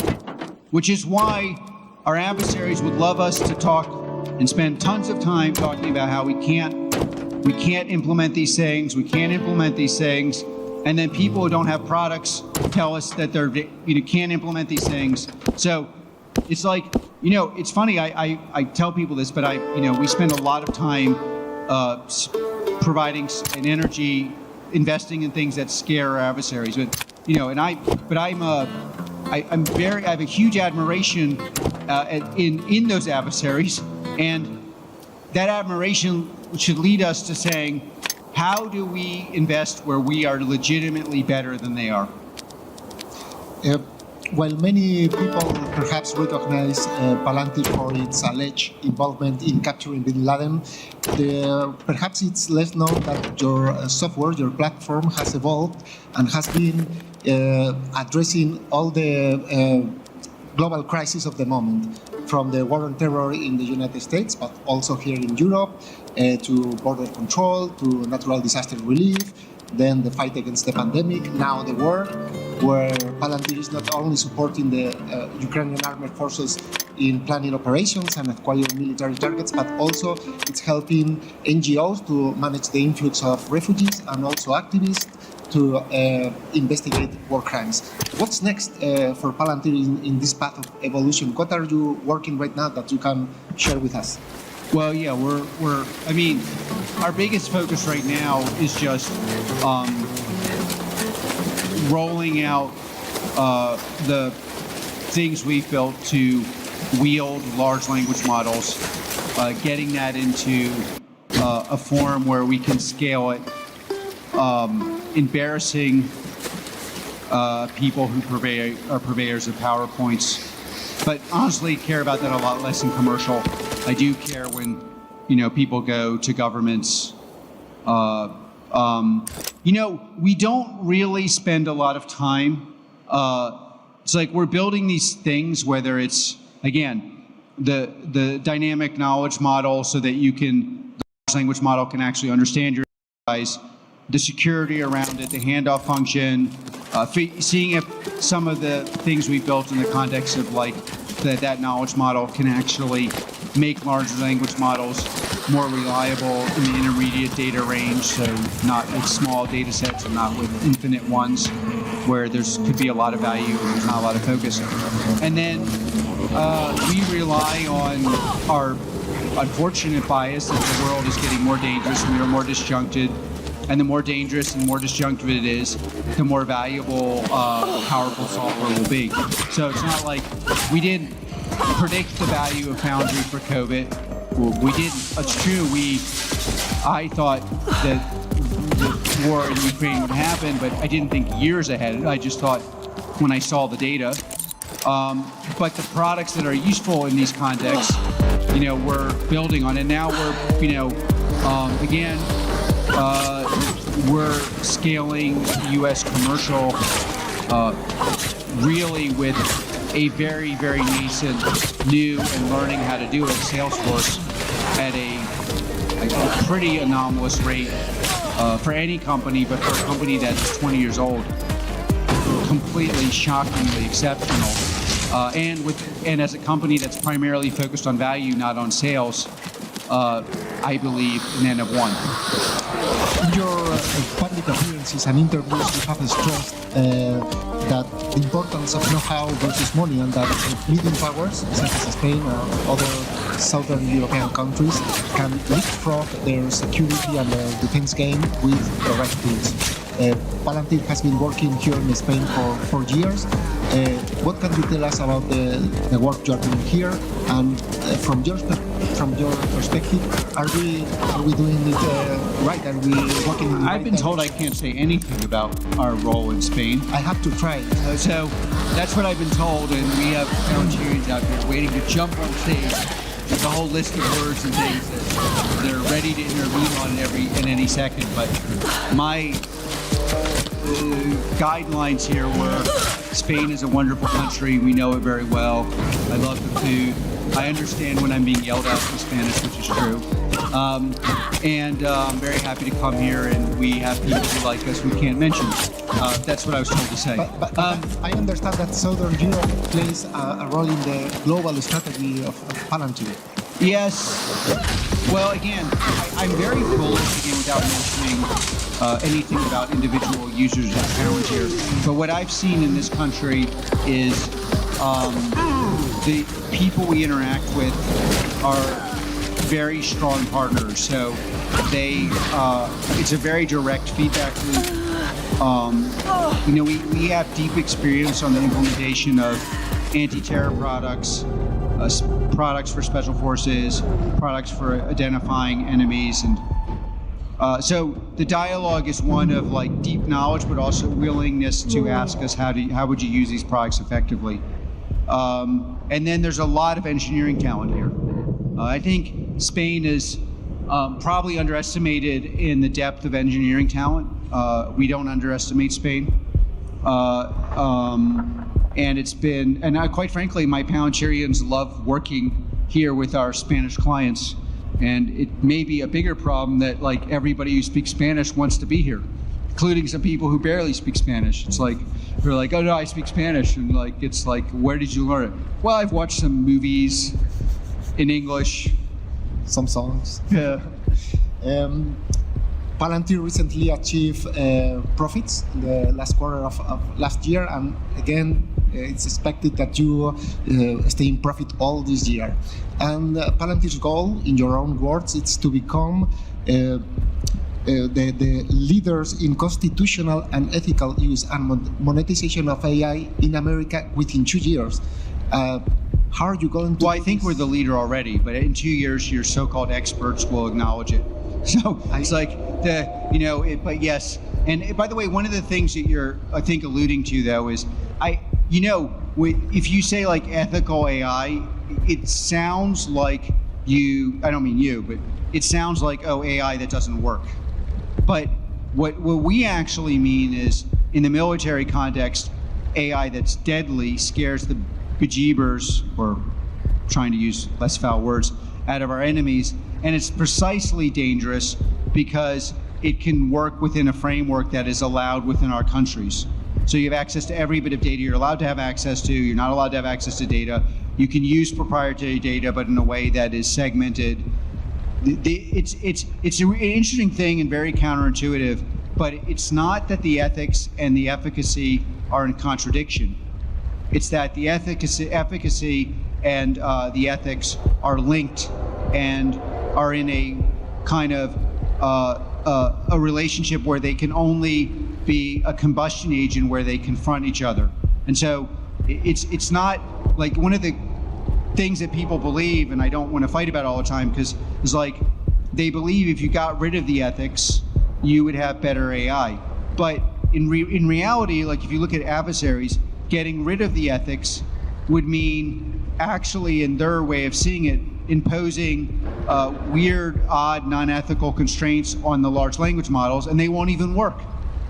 And also in the commercial context, certainly in the U.S., but a non-ethical AI is not implementable in your enterprise, so it's completely academic. And the chief issue you have as an enterprise is that while you're convinced your enterprise has world-class software, the person down the street who had a business much weaker than yours is going to out-implement you potentially with our products and going to change the margins of their business to such an extent that you are going to have a competitive disadvantage you may not be able to dig your way out of. By the way, the variability of outcome is something that Europe needs to think about a lot, because the American landscape is going to commercial, so less relevant and less important than some of the issues we're dealing with. But the variability of willingness to try technology, so we have very big European clients and they're embracing it, but as a generalization, this is going 5, 6, 7 times faster in America, and the effect on efficiency, safety, margins is going to be enormous. And I view myself as, I spent a lot of my life in Europe, parts of my family, lived in Europe for 1,000 years. We have to be, those of us who are legitimately wanting the West to work means Europe works very well, America works better. This is something that we need a much higher level of concern about. And I imagine for this purpose of becoming leaders, if you are not already, the dual use of the technology, the civilian purpose is important, because many people may wonder what is going to do an AI defense platform for my business. I don't know if you. Well, I mean, it just like the example that is bandying around for our platform. Very simply, you have Palantir powers, I think, 10-15% of all hospital beds in America. You have but same thing you had in COVID. You have 1 million hospital beds and 2 million patients. How do you select the patients that are the most efficacious for you? Okay, well, it's not just financial, because there's huge ethical concerns about who gets a bed, who should get a bed, that are may actually be anti-correlated to what your algorithm wants you to do.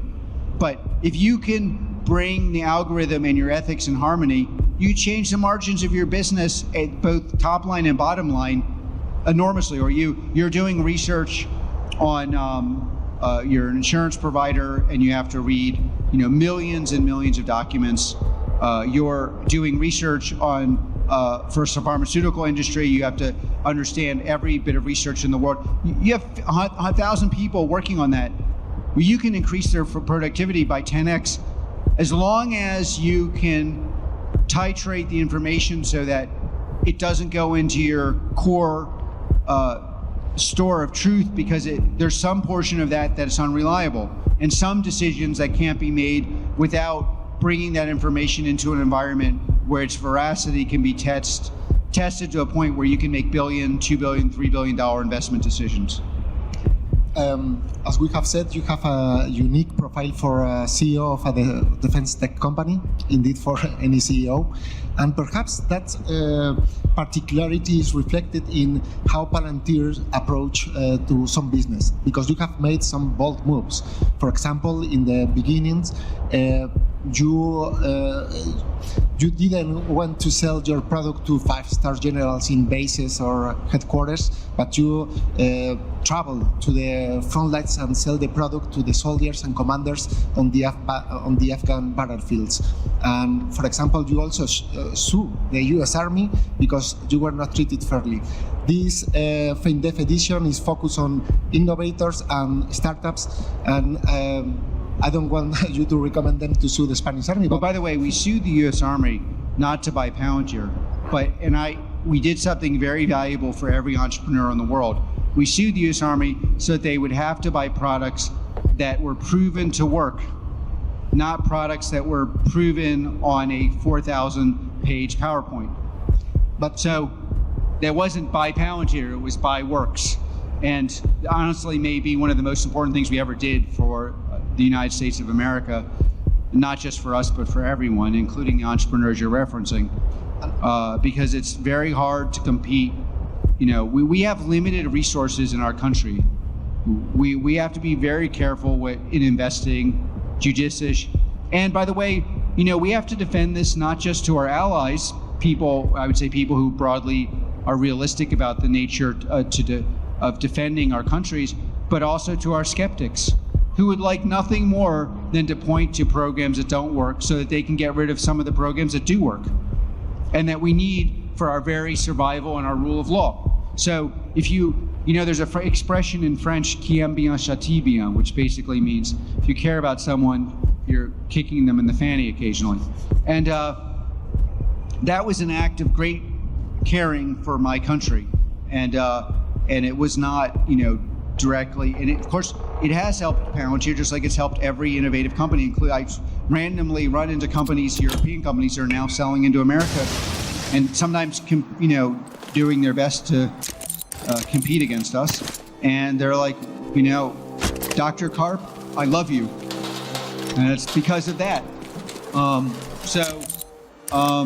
Yeah. But do you have some crucial lessons that you can share with our entrepreneurs, some advice that you would give them? Yeah, build something that find something you believe in, surround yourself by other people who believe in it, make sure that they're exceptional, raise more money than you think you need, never stop raising money, which in the American context means when you run into venture people, tell them how stupid they are immediately and always, because their basic view is if I was as talented as this person is, I'd be even a greater asshole than I am. Of course, many of them, some of my best friends, some of them are, but you really have to be careful about being nice because they'll equate that to being weak. And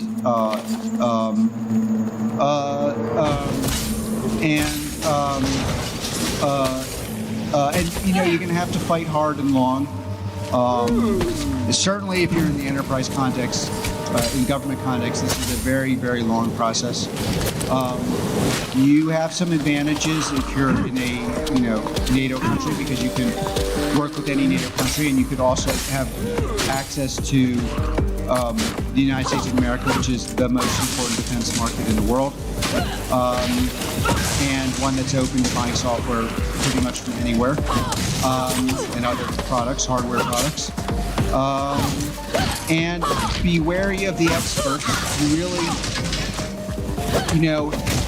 put it this way, if the experts all love you, run for the hills, find another idea.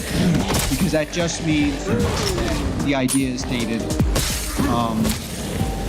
and that 50,000 people are going to be doing it. It's reached its peak price,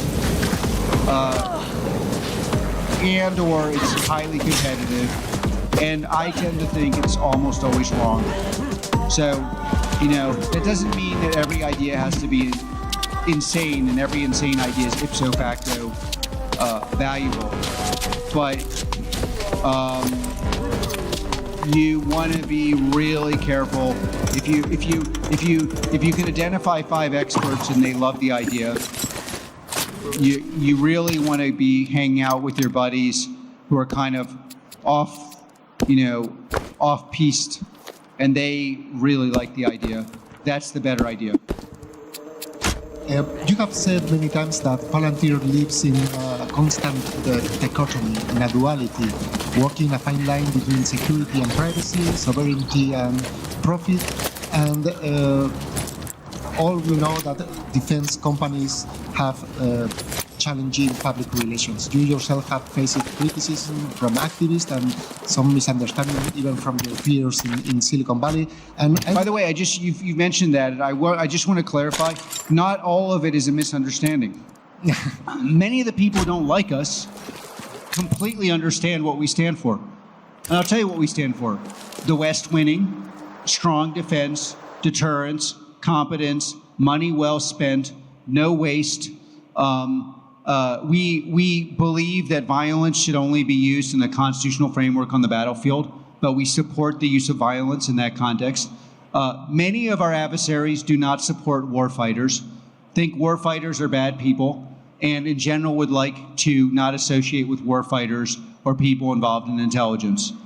And we're honored to support those people. And many of those people looked at me like I was a crazy person coming into their base and their headquarters.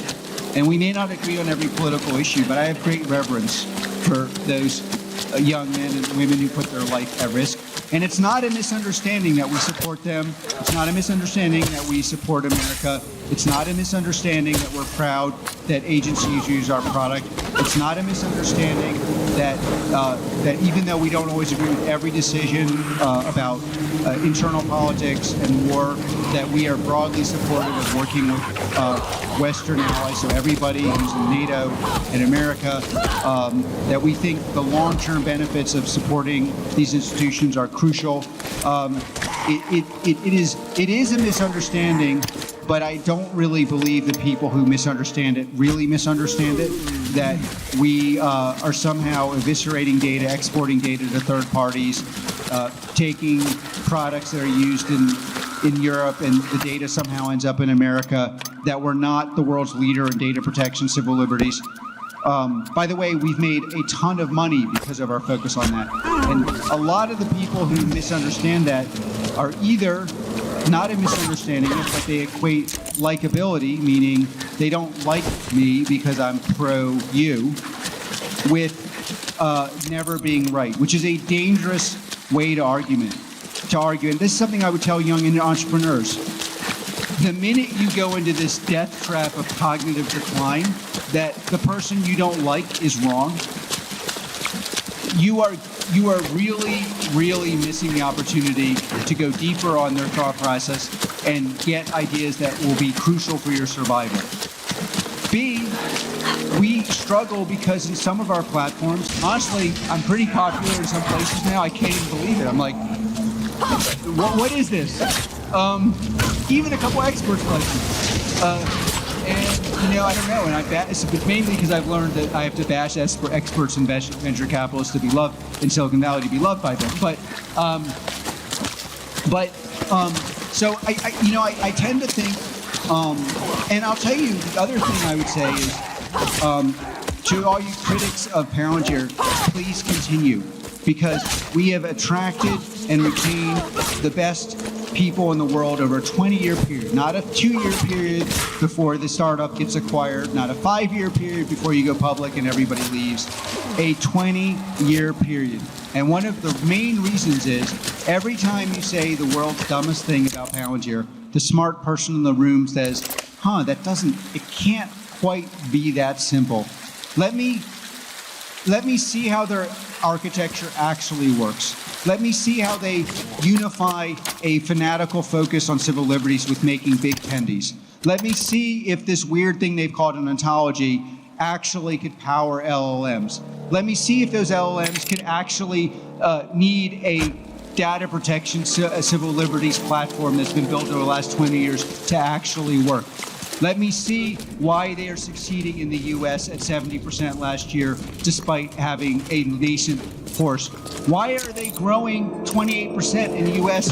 if all these criticism off of a very large scale? So it attracts and retains the smartest people. Much like when people are attacking your services, many smart people are like, I think we do need an army. Maybe I'll go figure out what challenges they're solving. And so it is like a very great way to continue to attract and retain people. And, I often wonder, when we left Silicon Valley because I had people protesting in front of my house in the mornings and the evenings, I used to joke with foreign visitors, don't bring food. We're going to get the hot dogs and roast them on the flames right in front of Palantir. And we pretty much could do that, by the way. It is one of the reasons why we are still a company where people doing important things look 22. We have these products that every expert still maligns, and then we have all these tribute bands. If you want to see the most hilarious thing ever, there's like in every city, in every country, there's a tribute band to Palantir. Palantir of cockroach.com. Palantir. They copy everything I do. In fact, I'm now buying wigs. I'm going to hand them out to all the tribute fans. And that's because of the products we build, the thin criticism, and the disruption, most importantly, disruption of our adversaries and are helping our warfighters. And so I'm very proud of the whole thing, and I don't think most of it's a misunderstanding. We have time for a final question. Many Manhattan Project scientists later regret their work in the atomic bomb. And right now we see many scientists and experts and thought leaders warning us about the rise of artificial intelligence. The Oppenheimer quote, and I think I was in trouble for saying yes, and he got to criticize building a bomb because he was still alive. You know, AI is potentially very, very dangerous.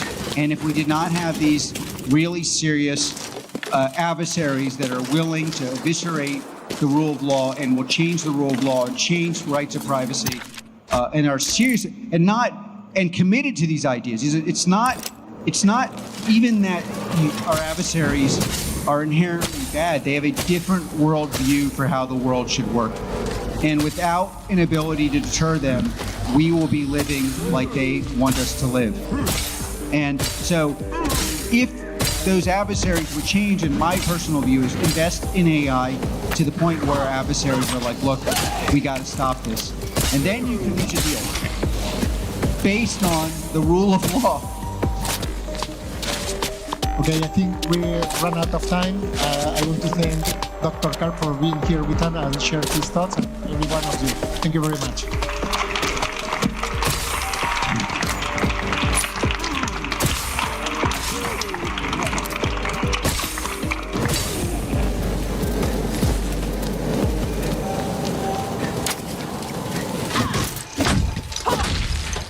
These institutions that I revere, like our military institutions and others, would get even more support if people understood the impact they were having in clandestine services, positive impact. Now, there are reasons they can't talk about these things and probably shouldn't. It has changed from we are like essentially the X-Men in a very deep cave and then being shuffled back into the cave and told, but there's still a lot of that. Like, I always get in trouble for saying the obvious fact that without PG, Europe would be completely different politically. Oh yeah. And this is just a fact. I think U.S. might be as well. I mean, I shouldn't talk too much about this. See, it's a big of a problem. I mean, I think a lot of the battles we're having, there are cultural wars right now over things, might not be the battles we'd be having if there'd been multiple successful attacks. Right? I think the culture could have transformed in a very different direction. Yes. America is. There's a lot that has gone into the some of the luxuries we have, including certain dialogues that are clearly with a bit of cardboard, luxury products. So, Alex, we started American Optimist to push back against cynicism and pessimism. You've seen a lot of parts of our country. What innovations and breakthroughs make you most excited about the next 20 years? So what gives you hope for the next few decades? America is by far the best at enterprise software. You see this, you saw this before AI and large language models. I think at this point it's kind of hard to ignore. We continue to attract and retain the best talent in the world. We have cultural systems for managing that talent and turning that into productive companies like some of the ones you support and finance, and I would say most notably Palantir. I think a lot of the kind of, and then we have there's a way in which our adversaries who are really focused on hurting us galvanize and bring the best out of America and allow us, in many cases, to look past divisions that are quite obviously less important than us unifying to outmaneuver and be stronger than our adversaries and leave them so scared that they act up less and quiver at the idea that rule of law, free speech, protection of property, and a general respect of humans is a basic human right. Awesome. Well, I think that's a great note to end it on. Thanks, Alex. Thank you.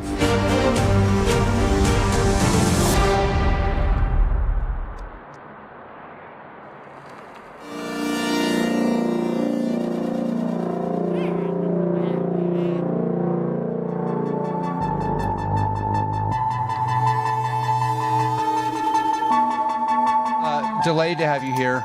A lot has happened for us. When we finally had revenue in about 2008, we started to look for a place that was not a basement, and And in the early days in that basement, we invited our first customer, which is a famous clandestine service in America. And we had no product, we had no people, so we all kind of gathered around, much like you try to make yourself larger in front of a bear so it doesn't eat you, to prove we had people. And that's how it began. And then when we moved over to Palo Alto, it was a big moment for Palantir. We felt we had arrived because we had built this product, PG, which really did shift the history of the world, but especially in Europe, by reducing terrorism in accordance with civil liberties. And one of the truisms of business is you're really succeeding at the place where no one believes you actually care. So we cared about data protection, civil liberties, and we went very deep on these issues. And some of those issues, not all of it, are super important for the AIP product. Going in the right direction. Keep going. By the way, we launched the product just under 5 months ago, and now we have 150 companies using that product, 50% growth in the last month. We're almost there. And we're changing our go-to-market because we had no resources away from 12-month pilots to essentially a boot camp where we all roll up our sleeves over 2 days and great, we'll show you it working. But both because, quite frankly, we don't have the resources, and we like to humiliate people out there saying they have products. No, not over there. So what better way to do it? Where do you think you're going? We will show you your enterprise working in 2 days. Talk to other people. But the central reason we have had these precursor technologies, ontology, branching, an understanding of what it would mean to interact with algorithms, there it is. whether they're Get the helmet. normal algorithms of the kind that are used on the battlefield or large language models, was a deep understanding of NLP. How do you ask and answer questions? They're different in this context, but the core issue we had in building that product was how do you unify data sets where part of the data has to remain unknown to either machine learning or to the end user. And those products are not isomorphic. Those questions are not exactly isomorphic to how do you interact with a large language model, which is not exact in a way where you can extract value that needs to be exact under conditions where you, for legal, moral, and ethical reasons, cannot expose, and business survival reasons, your knowledge of the world to a third-party LLM. There's jarringly similar use cases. This is why we have all these people adopting the product, because, quite frankly, unless you spent 20 years looking at those, you would make certain mistakes. Like the text that at the time, because intelligence operatives have to work with things they know are true and data sets that they are hoping are true. And at the time, you really couldn't interact with the text very easily. And so dealing with if something has become very, very powerful, but that's not exact, and the kind of exact algorithmic I think I things know you would what need went to wrong with make the helmet. operational 2 rolls of decisions sticky tape to and a write drop to of your toothpaste should do enterprise. it. All we need to do is It pack just up takes and a get out long of time here. to believe that that's how you have to build it. And I spoke to my contact as promised. So he doesn't I trust you, associate but he's Palo agreed to Alto keep with an eye on our you. ascendancy Don't worry, he'll and show this- himself this eventually. Building with our He's just got a few ascendancy screws loose. And our commercial business, and quite frankly, our government business in the United States, with a really cool ride, and then just a kind of obvious addendum. I was just at this gathering organized by Senator Leader Schumer, and there are many things that happen there, but it's very hard to explain how, in reality, if you even took the people who were not in the room and then the people who, like the league below them and the league below them, you would still have a stronger tech community than any other country in the world. It's just actually kind of bonkers. Like, you have any one person on the tech side in that room has a larger tech business than probably any other country besides America. And so we're at this moment where, and we're fighting very hard to get adoption on the battlefield, some of which is happening. There's a lot of it's sensitive, can't really go into, but obviously we believe not quickly enough. But one of the things that you are doing, quite frankly, without realizing it, is you're putting pressure on our government to adopt AI in a way that will improve all of our lives with guardrails in the civil context and with guardrails in the military context, simply because you're going to adopt things and you're going to run into senators and congresspeople and generals and colonels and sergeants and healthcare providers and people at the VA and be like, but why is my product better than yours? Thanks so much for finding them. This I is hope probably you find the your most rocket packs. I mean, there are many reasons why I'm super happy about now the work we're doing in US commercial, and quite frankly, the just amazing.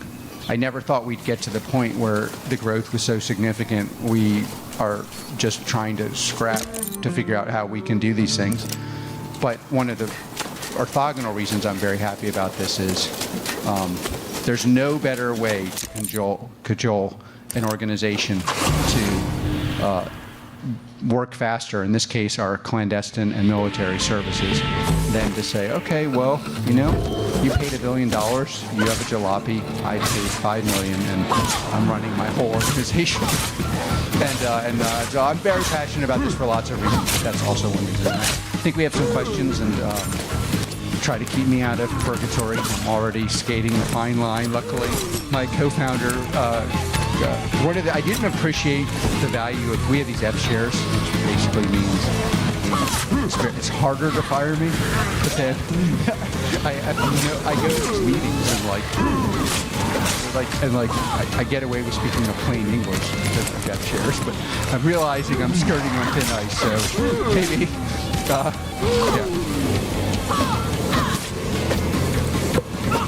Someone's going to have Please welcome Senior Director of Government Services at Cisco, Mike Yonkers. Morning. Are we going to sit down or stand up? Or? I'm standing, but right. you do you. It's your show. I'm honored to be here with you today. Not my show. It's just actually your show. If you want to stand, hop. I do not want to hop. Thank you. I certainly don't want to dance. So, I used to play the drums, and I used to be able to do that sort of thing, but I can't do that anymore. But I do have a question for you, and you kind of started talking through that already this morning. I work in the government solutions part of Cisco, and I'm fascinated by this kind of government to commercial to government.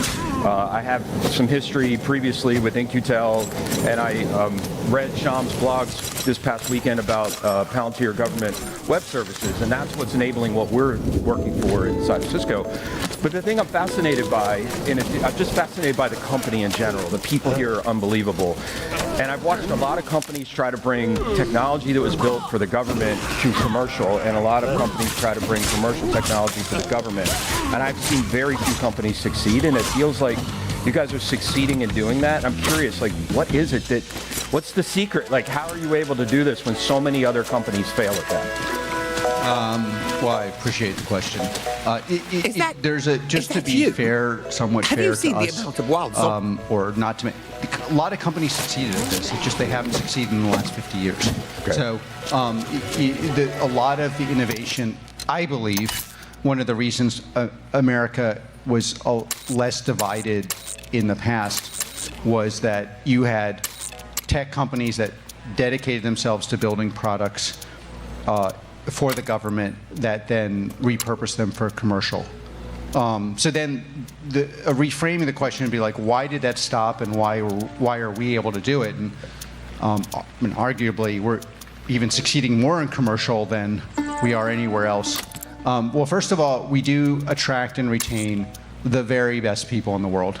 And we do that by, it sounds corny, but we are a believer culture, and that believer culture allows us to unify under a belief, which, by the way, does exclude people. Like, if you don't think the U.S. government should have the best software in the world, if you're uncomfortable with the fact that we supply our software to the battlefield in the U.S. and to allies, we respectfully ask you not to join Palantir. By the way, not in like you're an idiot. It's just We have this belief structure. That belief structure allows us to get people. It's like one of these things where the narrowing of the selection leads to a broader ability to deal with different kinds of difficult people. You may know from your organizations, many of the most talented people in the world have one thing in common: they're very difficult. And then that belief. By the way, obviously, I'm not saying we're not like it varies day to day, and God knows I get most frustrated by the people I believe in when I feel like. But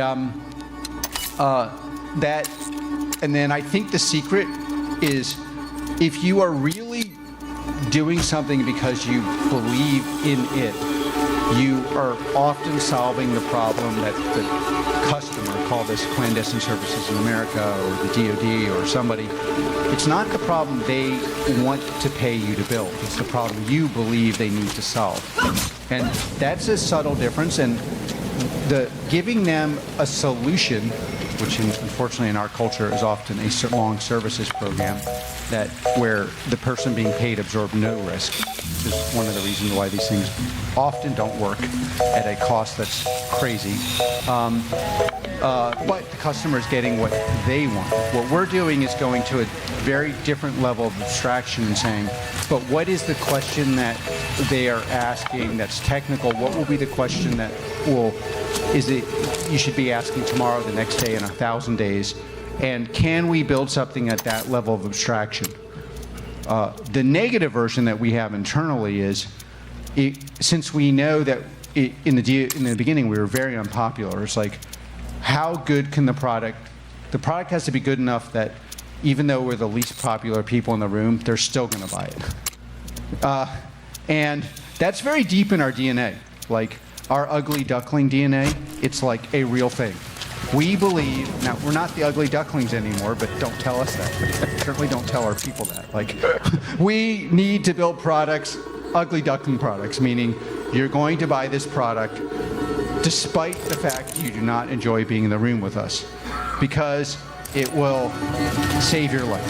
That is, and if you build products like that, and then I'll tell you on the commercial thing, I think what is really resonating, like if you talk to people here, you know, of course, we're a commercial company, you're a commercial company.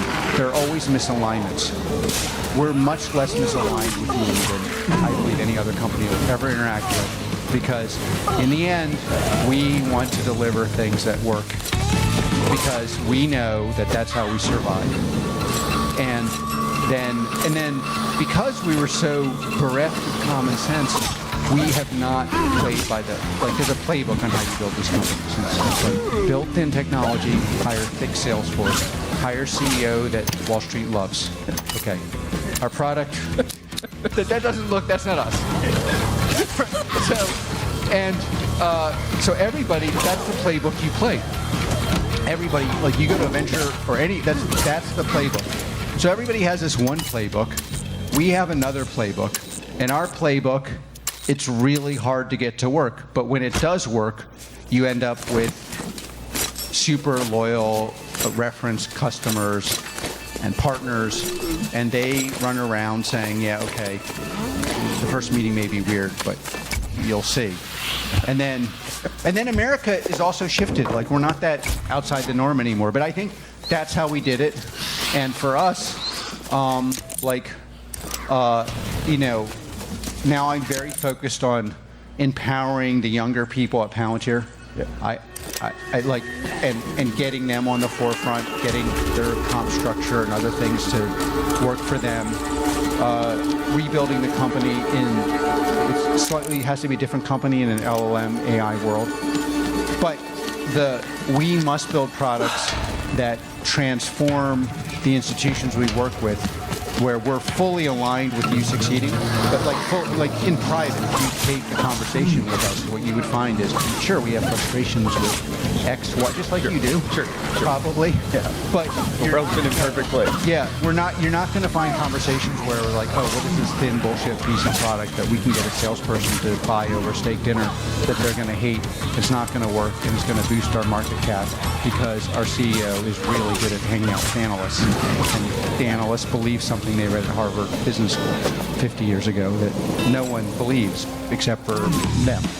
And then we don't do that. And if you want that, you go somewhere else, and there's lots of opportunity for that, and that's just not who we are. Well, thank you. You said this in my first conference that I was here, and you said iterate with a partner that you can trust. And we trust Palantir, and it's awesome to work with you guys. So I appreciate the spirit and the answer to that question. So thank you. Please welcome Chief Operating Officer at Cone Health, Mandy Eaton. By the way, I apologize for the gentle music, but you don't have to sit in the chair unless you want to. If I sit, will you sit, or are you going to stand? Whatever you want. Let's sit. Could I have something to drink? Yeah. I'm here. Yeah. Well. Thank you. I have a couple questions. My first question, thank you for having this conversation. I think this is great.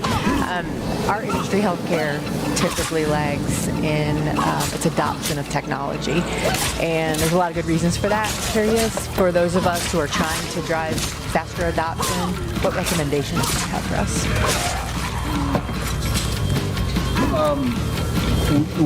Palantir's doing jarringly well in healthcare, and there's a technical component, and there's a lot product market fit, to use jargon, but a lot of our DNA, and I'll get you, is like to survive in an unfriendly environment. Like for us in the beginning at Palantir, we had to get users first at clandestine services and then in the military. In the military, these people really know what they're doing. The people, and many are not particularly technical. And you can supply the best product in the world as a matter of theory, but if none of them are using it, first of all, it's obviously not valuable. And second of all, the product can't get better because it gets better. And this is before we were doing algorithmic things at scale, really. The product gets better by having more users. More users mean, the cliche is more users mean more data, but what it really means is more insights on top of the data that allow you to understand the parts of the data that are valuable. And now you can do that on steroids. So the most important thing for getting innovation into the hands of the people is getting innovation into the hands of the people. And sitting there, I think the people running our hospital division, for example, have done an amazing job of like, you've got to engage with the frontline people. What is your actual problem? Here, by the way, like a culture of mutual honesty is crucial, because